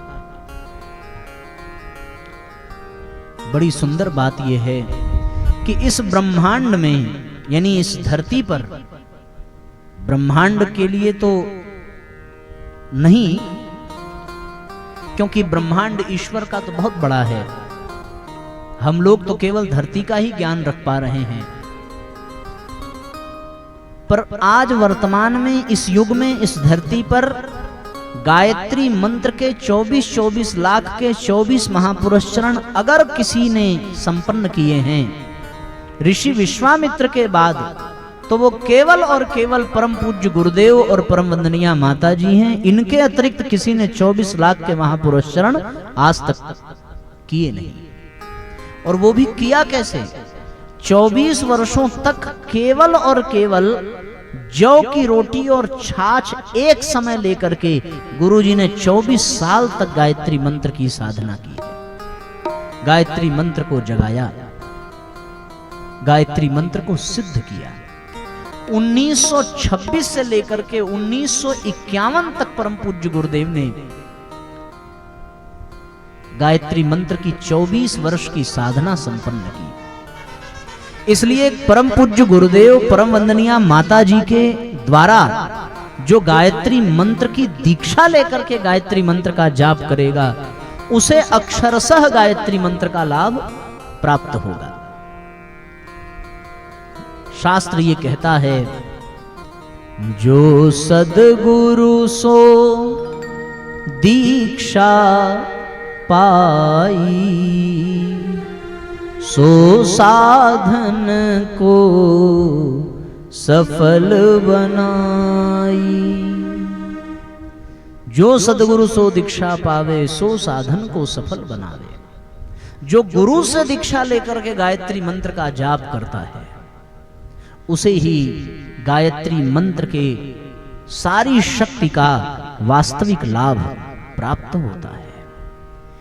पर साथियों, आज की स्थिति यह है कि गायत्री मंत्र ही नहीं, बहुत सारे मंत्रों की दीक्षा देने के लिए इतने गुरु आपको मिल जाएंगे कि आप समझ नहीं पाएंगे किसे हम सही समझें, किसे गलत समझें।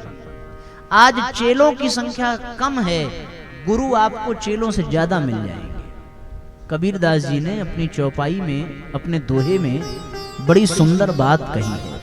क्या कहा है? कहते हैं गुरुआ तो सस्ता भया, पौड़ी अर्थ 50। गुरुआ तो सस्ता भया, पौड़ी अर्थ 50। अपने तन की सुधि नहीं, शिष्य करन की आस कबीरा, शिष्य करन की आस। अपने ऊपर ध्यान नहीं है गुरु का, लेकिन 50-50 रुपए में गुरु दीक्षा देने के लिए वो पागल हुआ है। कोई तो चेला बन जाए जो हमारा खर्च उठा सके, हमें पान का पत्ता खिला सके, सुपारी खिला सके, दान दक्षिणा भी दे सके, गाहे बगाहे तीज त्योहार पर पांव धो सके। तो आजकल, पहले चेले शिष्य गुरु को खोजते थे, अब गुरु शिष्य को खोजने में लगे हैं। मालदार चेला मिल जाए अगर, तो हमारा आश्रम भी चमक जाए। ये स्थिति है आजकल गुरुओं की। कबीरदास जी लिखते हैं, गुरुआ तो घर घर फिरे, दीक्षा हमारी दे। कई बूढ़ो कई उबरो, टका पर धनी दे। कबीरा टका पर धनी दे। घर घर गुरु फिर रहे हैं, लेकिन सच्चा गुरु है कौन?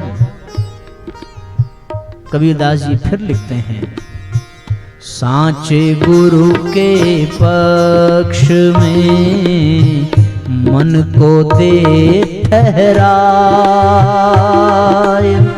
चंचल से निश्चल भया, नहीं भागे नहीं जाए। कबीरा नहीं भागे नहीं जाए।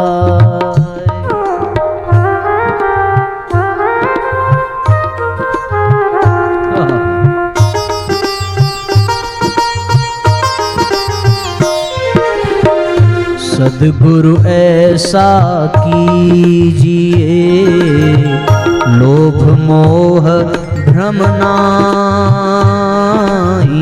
सद्गुरु ऐसा कीजिए, लोभ मोह भ्रम नाही। दरिया सो न्यारा रहे, दी से दरिया माही। कबीरा दी से दरिया माही, दी से दरिया माही। कबीरा दी से दरिया। गुरु तो बहुत आवश्यक है। कबीरदास जी लिखते हैं, यह तन विष की बेलरी, गुरु अमृत की खान। और शीश दिए जो गुरु मिले तो भी सस्ता जान।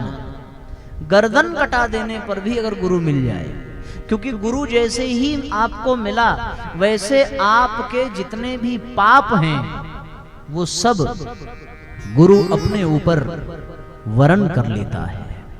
गुरु की विशेषता है। शास्त्र में मंत्र आता है, राजा राष्ट्र कृतम पापम, राज्ञः पापम पुरोहितः, भर्ता च स्त्री कृतम पापम, शिष्य पापम गुरुस्तथा। नौकरों का पाप राजा को लगता है, राजा का पाप उसके पुरोहित को लगता है, पति का पाप पत्नी का पाप पति को लगता है, और शिष्य का पाप गुरु को लगता है। गुरु अगर आपको मिल जाए तो गुरु जब तक आपको मोक्ष न दिला दे तब तक गुरु की मुक्ति नहीं होती। ये जान लीजिए, हमारे पापों का शमन गुरु करता है। भले 1 जन्म लग जाए, 2 जन्म लग जाए, 10 जन्म लग जाए, लेकिन गुरु हमारा कल्याण करके ही दम लेता है। बिना गुरु के भगवान की प्राप्ति हो नहीं सकती।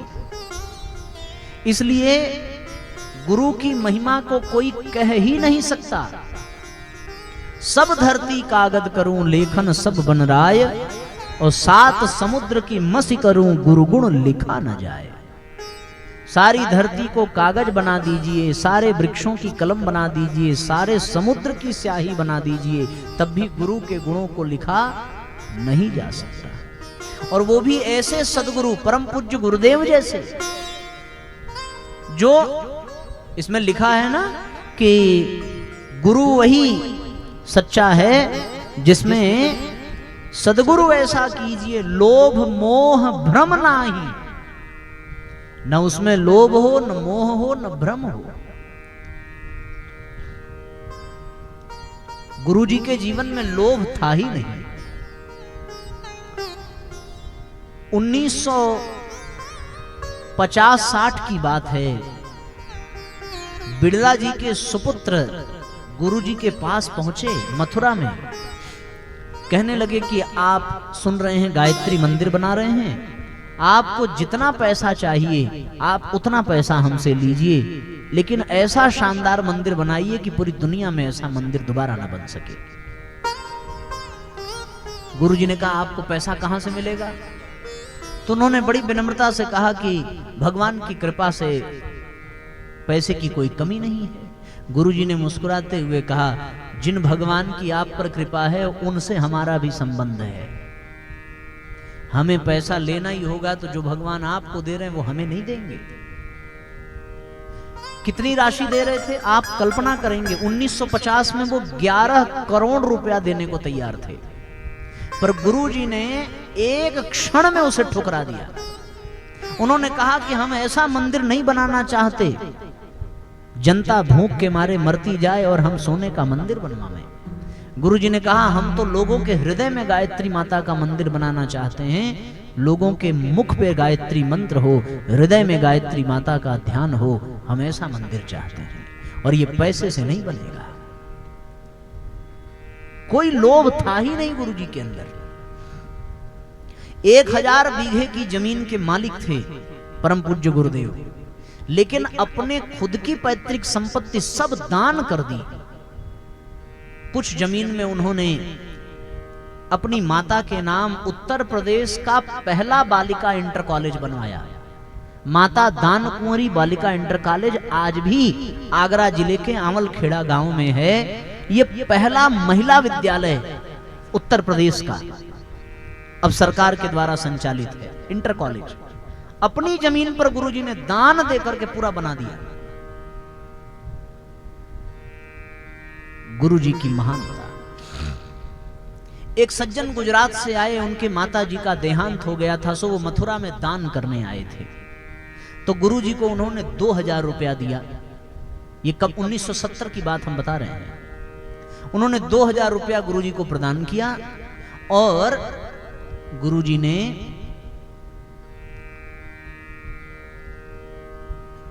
₹2000 लिया और लेकर के उनको यमुना किनारे गए और यमुना किनारे जाकर के 2000 रुपए का शॉल और कंबल खरीदा और उनके हाथ से जितनी भी विधवा माताएं यमुना के किनारे ठंड से ठिठुर रही थीं, सबको कंबल गुरुजी ने दिलाया। बोले आपकी माता के आत्मा को अब शांति मिलेगी जब आप किसी गरीब की सेवा करेंगे। और दूसरा कोई पाखंडी होता, दूसरा कोई पंडा होता तो 2000 बोले इतने में शांति नहीं मिलेगी, आप 200-300 और दीजिए। पर गुरुजी ने कभी, एक पंडित लीलापर शर्मा जी की बात याद आती है, वो एक जगह कार्यक्रम कराने गए, जैसे हम लोग आए हैं कार्यक्रम करने, तो कार्यक्रम कराए। कार्यक्रम कराने के बाद जितना दक्षिणा उनको विदाई में दी गई, सो उन्होंने वो दक्षिणा ली और चले गए गुरुजी के पास। तो गुरुजी ने पूछा कि भाई कितना पैसा मिला। अब देखो, दूसरा कोई आश्रम चलाने वाला हो तो वो तो सोचेगा जितना आ जाए उतना कम है। तो उन्होंने कहा कि गुरुदेव इस बार तो 11,000 रुपया मिला विदाई में। और गुरुजी ने इतनी जोर से डांटा कि पंडित जी कांप गए, शर्मा जी। उन्होंने कहा 11,000 रुपया लेकर के आने में तुझे शर्म नहीं आई? लूट लाया पूरे गांव को। अरे वो पैसा वहीं छोड़ देता तो उस गांव में कुछ अच्छा काम हो जाता, कहीं हैंडपंप लग जाता, कहीं सड़क बन जाती। 11,000 रुपए की रकम बहुत बड़ी थी 1970 में। उन्होंने तुरंत मनी ऑर्डर के द्वारा वो पैसा वापस उस गांव में भिजवाया और फिर वहां के गांव वालों ने उस पैसे से वहां गायत्री शक्तिपीठ बनाया। ऐसा संत निर्लोभी कहीं और हो सकता है? आप किसी को गुरु बना लीजिए तो वो आपको कंगाल करके मानेगा, तब तक आपका सम्मान करेगा जब तक आपकी झोली में है। आप माल देते रहिए तो आपको लाइन नहीं लगाना पड़ेगा, आप बेरोक टोक पहुंच जाएंगे। जिस दिन माल देना बंद कर दीजिए उस दिन लाइन से आओ, मामला बदल जाता है। निर्लोभ। परम पूज्य गुरुदेव माता जी का चित्र पीछे लगा हुआ है। अगर आप गायत्री मंत्र की उपासना चाहते हैं, गायत्री मंत्र जपना, तो आप परम पूज्य गुरुदेव माता जी से गायत्री मंत्र की दीक्षा ले लीजिए। दीक्षा कोई भी ले सकता है। कल सवेरे हम यहाँ गायत्री मंत्र की निःशुल्क दीक्षा कराएंगे। आप कहेंगे साहब कितना पैसा लगेगा? आप बताओ, इतना दिन बीत गया आपसे किसी ने पैसा मांगा? हम तो एक चीज ये भी देख रहे हैं कि यहाँ तो अनुदान काउंटर भी नहीं लगा है, ना कहीं दान पात्र रखा है। ये हमारी पहली ऐसी कथा है कि कहीं दान पात्र भी दिखाई नहीं पड़ रहा है, कहीं अनुदान काउंटर भी नहीं है। हमारे कहाँ गए रोहिणी जी, कह रहे थे कि भाई साहब सब गुरु जी की कृपा से व्यवस्था हो रही है। सोचो, ना आपसे किसी ने चंदा मांगा होगा और ना आपको कोई ये कहा होगा कि आप यहां ला करके 10, 20, 50 चढ़ाइए। मांगा गया क्या? बाकी कोई और कथा होती तो आपसे कभी कृष्ण भगवान के जन्म की झांकी करा के, कभी रुक्मणी विवाह करा के टेढ़े सोझे पैसा ले ही लिया जाता, पर 1 रुपया आपसे लिया नहीं जा रहा है, तो कल भी नहीं लिया जाएगा। निःशुल्क दीक्षा संस्कार होगा। जो लोग अपना कल्याण चाहते हैं और 15 मिनट गायत्री मंत्र जाप कर सकते हैं। कितना मिनट? जोर से बोलो सब एक साथ। कितना मिनट? अभी भी आवाज आई नहीं। फिर से हम पूछेंगे, अब की बार नाक मत कटने देना। भूख लगी है ज्यादा क्या? आवाज नहीं निकल रही है। भोजन तैयार है लेकिन मिलेगा उसी को जो जोर से बोलेगा। हाँ, कितना मिनट गायत्री मंत्र जपना है रोज? 15 मिनट। अगर 15 मिनट गायत्री मंत्र जपने का आपके पास समय हो तो आप कल सवेरे आइए और आकर के गायत्री मंत्र की दीक्षा लीजिए। आपका सारा प्रारब्ध गुरुजी अपने तप से काट देंगे और आपको गायत्री साधना से आपके जीवन को धन्य बना देंगे। लेकिन 15 मिनट समय देना पड़ेगा, शर्त यही है। फिर आप कहेंगे महाराज प्याज लहसुन खाना पड़ेगा कि बिना खाए रहना पड़ेगा? लोग कहते हैं वो दीक्षा लेने के बाद प्याज लहसुन। तो आप एकदम निश्चिंत रहिए।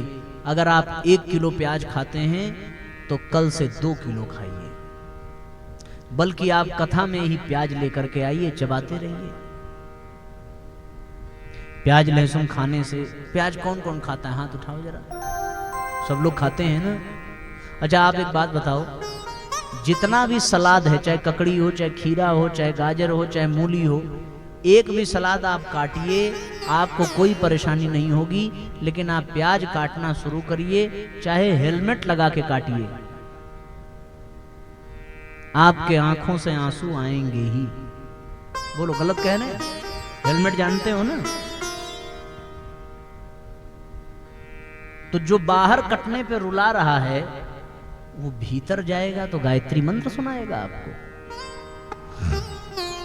वो प्याज लहसुन भीतर जाएगा तो अंदर से क्रोध, ईर्ष्या, द्वेष, आलस्य, प्रमाद, वासना, सारे विकार उत्पन्न होंगे, क्योंकि प्याज लहसुन तामसिक है।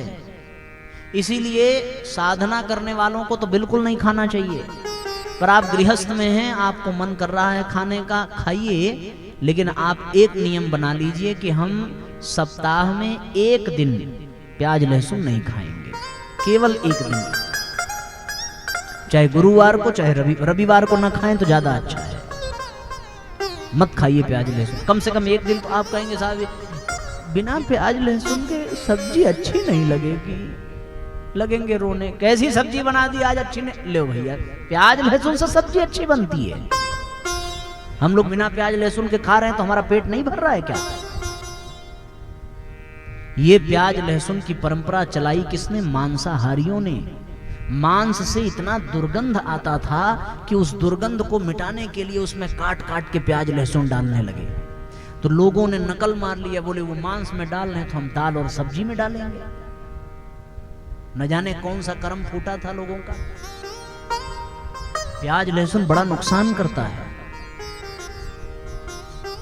भगवान ने समुद्र मंथन के बाद जब राहु का वध किया है तो उसके आंख से जो आंसू गिरे हैं उससे प्याज बना है, गले की हड्डी जो कटी उससे लहसुन बना है। लेकिन वो अमृत पी चुका था, इसलिए प्याज लहसुन में थोड़ा अमृत का गुण है, तो दवा में हम प्याज लहसुन का उपयोग करते हैं। लेकिन दवा दवा की तरह खाना चाहिए, रोज नहीं खाना चाहिए। फिर भी आप कह रहे हैं कि खाना है तो खाइए, लेकिन कम से कम एक दिन तो मत खाइए। शुरुआत तो करिए एक दिन बिना प्याज लहसुन के। और हम तो आपसे कहते हैं आप 10 दिन प्याज लहसुन ना खाइए, आपका क्रोध शांत हो जाए। एक बाबूजी हमारे पास किसी बच्चे को आज लेके आए थे, बोले बड़ा क्रोध करता है। अगर वो हो यहाँ तो मैं उनको बता दूं, आप बच्चे को 10 दिन जो है प्याज लहसुन मत दीजिए, 10 दिन सात्विक भोजन दीजिए, क्रोध अपने आप कम हो जाएगा। प्याज लहसुन छोड़ने का लाभ है, बुरी भावनाएं बुरे विचार मिट जाते हैं। बोलो एक दिन बिना खाए रह सकते हो कि नहीं? कौन कौन एक दिन बिना खाए जी सकता है? प्याज लहसुन खाना नहीं छोड़ना है। हाँ, खाना छोड़ने के नाम पे तो कोई हाथ है नहीं उठा रहा था।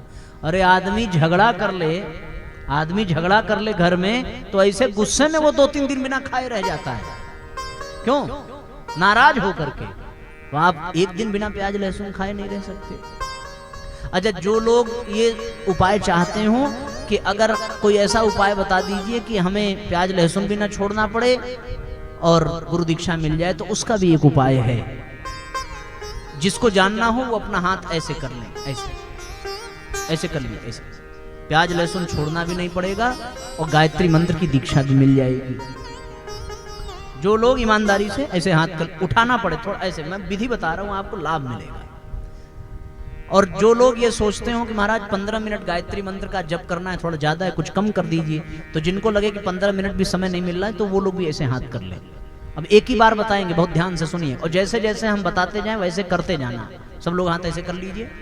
जिनको लगे कि प्याज लहसुन बिना छोड़े काम बन जाए, बिना गायत्री मंत्र जपे काम बन जाए, ठीक है ना? कर लिया? ऐसे करो भाई। हाँ, ऐसे। अब आप यहां से जाइए अपने घर और इसमें भर लीजिए चुल्लू भर पानी और डूब के इसी में मर जाइए। ये अंतिम विकल्प है एकदम। हाँ, अगर आप एक दिन बिना प्याज लहसुन खाए नहीं रह सकते, आपको इंसान कहलाने लायक नहीं है। अगर आप 15 मिनट समय गायत्री मंत्र जपने के लिए अपने कल्याण के लिए नहीं निकाल सकते, तो आपको तो जीना ही नहीं चाहिए। 24 घंटे में 15 मिनट समय नहीं मिलेगा, मानने वाली बात है साहब? नहीं। तो जो हंसो मत, सच कह रहे हैं, हम जान रहे हैं कोई मरेगा नहीं। चुल्लू भर पानी नहीं मिलेगा, गर्मी इतनी पड़ रही है, कहां ढंग का पानी है? तो आपको प्याज लहसुन एक दिन मत खाइए, 15 मिनट गायत्री मंत्र का जप करिए और गुरु जी के साहित्य का स्वाध्याय करिए। जरूर किताब जरूर खरीद लीजिए, और न हो सके तो हमारे YouTube चैनल पर जुड़ जाइए, आपको रोज लाभ मिलेगा बहुत। आप सवेरे आइए, गायत्री मंत्र की दीक्षा ले लीजिए। आप कहेंगे साहब कौन कौन दीक्षा ले सकता है? 12 वर्ष से ऊपर के कोई भी व्यक्ति हो, चाहे बेटी चाहे बेटा, कोई भी हो, वो गायत्री मंत्र की दीक्षा ले सकता है, 12 साल से ऊपर का हो।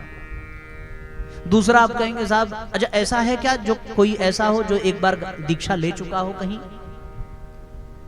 गायत्री मंत्र से ही लिया है? हाँ, तब हाथ उठाने की जरूरत थोड़ी है। किसी अन्य गुरु से, अन्य मंत्र से, ऐसा कोई है? नहीं है ना? अच्छा, आप हैं? तो ये प्रश्न इसलिए मैंने पूछा कि अगर आप कहीं दीक्षा ले चुके हैं तो भी आप गायत्री मंत्र की दीक्षा ले सकते हैं। भगवान राम के 3 गुरु थे, वशिष्ठ, विश्वामित्र और अगस्त्य। भगवान कृष्ण के भी 3 गुरु थे, सांदीपनी, दुर्वासा और गर्गाचार्य जी। परम पूज्य गुरुदेव के भी 3 गुरु हैं, पंडित मदन मोहन मालवीय जी, और इस तरफ देखिए दादा गुरुदेव, हिमालय वासी दादा गुरुदेव का चित्र बना हुआ है। सो ऐसे ऐसे तो एक गुरु के अनेक शिष्य हो सकते हैं, तो एक शिष्य के अनेक गुरु भी हो सकते हैं। आप दोबारा गायत्री मंत्र की दीक्षा ले सकते हैं। फिर आप कहेंगे साहब अकेले ले सकते हैं कि जोड़े से लेना होगा? आप सोचेंगे कि कुछ लोग दिमाग में होगा कि अकेले लें कि ना लें, तो आप निश्चिंत रहिए। आप एक बात बताओ, जोड़े से लेने की तो कोई बात ही नहीं है। आपका जोड़ा भगवान करें सलामत रहे, बना रहे, लेकिन क्या आप साथ में पैदा हुए थे कि साथ में मरेंगे? सबकी यात्रा अलग अलग है। जोड़ा हो तो ठीक, न हो तो अकेले भी आप दीक्षा ले सकते हैं। बस ये जान लीजिए, छोटी छोटी बातें। और एक बात अंतिम बता करके हम लोग दीप यज्ञ का क्रम प्रारंभ करेंगे, लेकिन आपके सामने शर्त यह है कि आप किसी से कहेंगे नहीं। पूरे गांव के लोग ध्यान से सुन लीजिए, ये केवल हम आपको बता रहे हैं, सबको नहीं बताते हैं। वादा करो किसी से कहोगे नहीं तो बता दे। हाथ उठाओ, झूठ तो नहीं बोल रहे। देखो बात बस इतनी सी है कि जो लोग आपके गांव में खाते पीते हैं, बात समझ में आ रही है? खाते पीते हैं का मतलब, अब सब मत बुलवाओ भाई, अपने से भी कुछ समझा करो। जो नहीं पीने वाली चीजें उसको भी पी रहे हैं, जो नहीं खाने वाली चीजें उसको भी खा रहे हैं, वे लोग भी कल सवेरे आकर गायत्री मंत्र की दीक्षा ले सकते हैं। एक बार गुरुजी से जुड़ जाएंगे तो बुराइयां अपने आप छूटती चली जाएंगी। बात समझ में आ गई ना? इसलिए ये परम सौभाग्य है। एक क्या शुक्ल पक्ष, दूसरा पुरुषोत्तम मास चल रहा है, अधिक मास चल रहा है। ऐसे में गुरु मंत्र ले लेना, गुरु दीक्षा ले लेना बड़े सौभाग्य की बात है। तो आप सब सवेरे आइए और आकर के गुरु मंत्र की दीक्षा लीजिए। निःशुल्क दीक्षा संस्कार कराया जाएगा। और जिनको दीक्षा लेनी हो, वहां स्टॉल पर बाबूजी बैठे हैं, आप अपना नाम वहां जरूर लिखा दीजिएगा। अभी जो जाएंगे उनका नाम आप लिख लेंगे और आप लोग दीक्षा सेट ले लीजिएगा। दीक्षा सेट में आपको गायत्री चालीसा मिलेगी, एक चंदन की माला मिलेगी, एक रुद्राक्ष मिलेगा, एक गुरुजी का साहित्य मिलेगा। ये कुछ 50-60 रुपए में आपको मिल जाएगा। और एक गुरुजी का चित्र मिलेगा, माता जी का। जिनके पास पैसा हो वो आज ले लें, जिनके पास न हो वो कल आकर के ले लें। और जिनको लगे कि 50-60 रुपया ज्यादा है, वो अपना हाथ ऐसे कर ले, हम उपाय बता दें। अंतिम उपाय 50-60 रुपया अगर ज्यादा लग रहा हो तो क्यों भाई साहब हैं? और जिनको लगे कि नहीं 50 रुपया कम है, तो वो 8-10 खरीद के अपने से बांट दें। ये भी बड़ा पुण्य का काम है। तो जो लोग, हाँ एक काम ये करना कि आप जब रास्ते में जाना तो किसी से बताना मत कि आप कल दीक्षा लेंगे, वरना पता है होगा क्या, आप जाएंगे रास्ते में तो आपके साथ जो होगा उससे पूछेंगे कि दीदी कल आप दीक्षा लेंगी? तो दीदी कहेंगे ना ना, गायत्री परिवार का कार्यक्रम तो हर साल होता ही रहता है, हम अगले साल लेंगे, अभी तुम्हारे जीजा बाहर हैं। तो आप सोचेंगे दीदी आप अगले साल लेंगी तो हम भी अगले साल लेंगे। तो दीदी अपने तो बर्बाद भई और आपो को ले भी थी।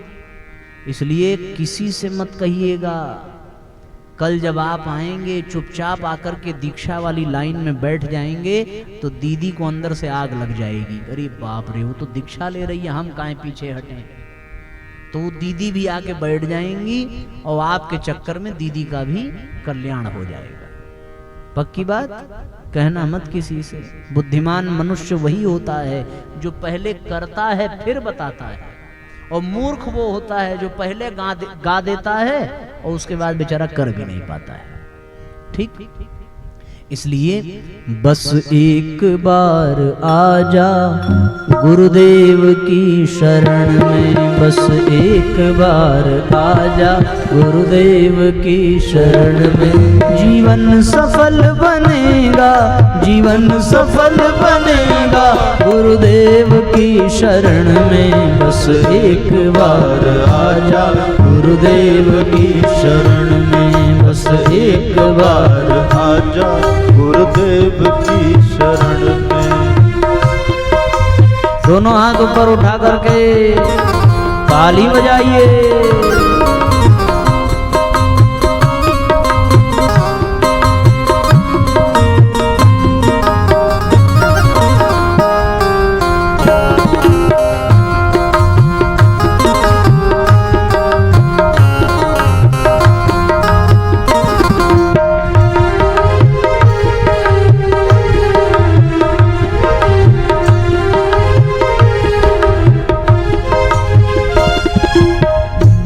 सर्वस्व कर दे अर्पण गुरुदेव की शरण में। सर्वस्व कर दे अर्पण गुरुदेव की शरण में। जीवन की डोर सौंप दे उनके ही हाथ में। जीवन की डोर सौंप दे उनके ही हाथ में। फिर भय न कोई होगा, फिर भय न कोई होगा गुरुदेव की शरण में। बस एक बार आजा गुरुदेव की शरण में। बस एक बार आजा गुरुदेव की शरण में।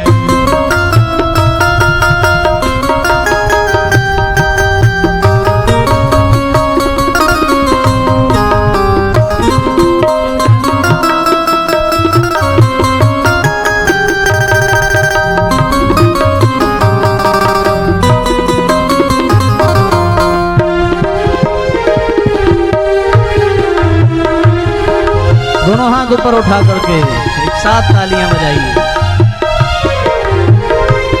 श्रद्धा से सिर झुका ले गुरुदेव की शरण में। श्रद्धा से सिर झुका ले गुरुदेव की शरण में। विश्वास अटल रखना गुरुदेव की शरण में। विश्वास अटल रखना गुरुदेव की शरण में। निर्मल हृदय बनेगा, निर्मल हृदय बनेगा गुरुदेव की शरण में। बस एक बार आजा देव की शरण में। बस एक बार आजा गुरुदेव की शरण में। भैया जरा इको बढ़ा दीजिए, बढ़िया आवाज खिला दीजिए।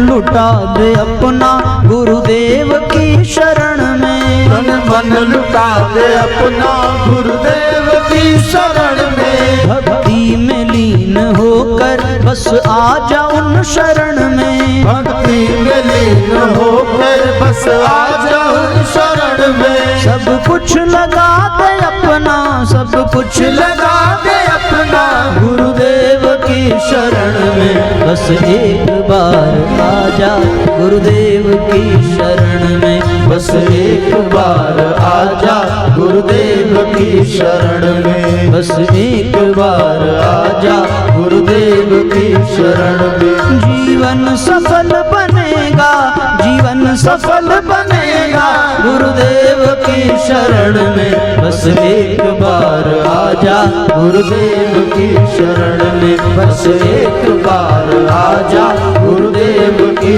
शरण में। बस एक बार आजा गुरुदेव की शरण में। जो मुख्य यजमान हैं वो यहाँ दीप यज्ञ के लिए देव मंच पर पति पत्नी आ जाएं शीघ्रता पूर्वक, और संक्षिप्त पूजन के पश्चात भाव पूर्वक दीप यज्ञ का क्रम संपन्न करेंगे। बड़ा सुंदर आप लोगों ने दीपक सजाया है। अब इन दीपकों को प्रज्वलित करके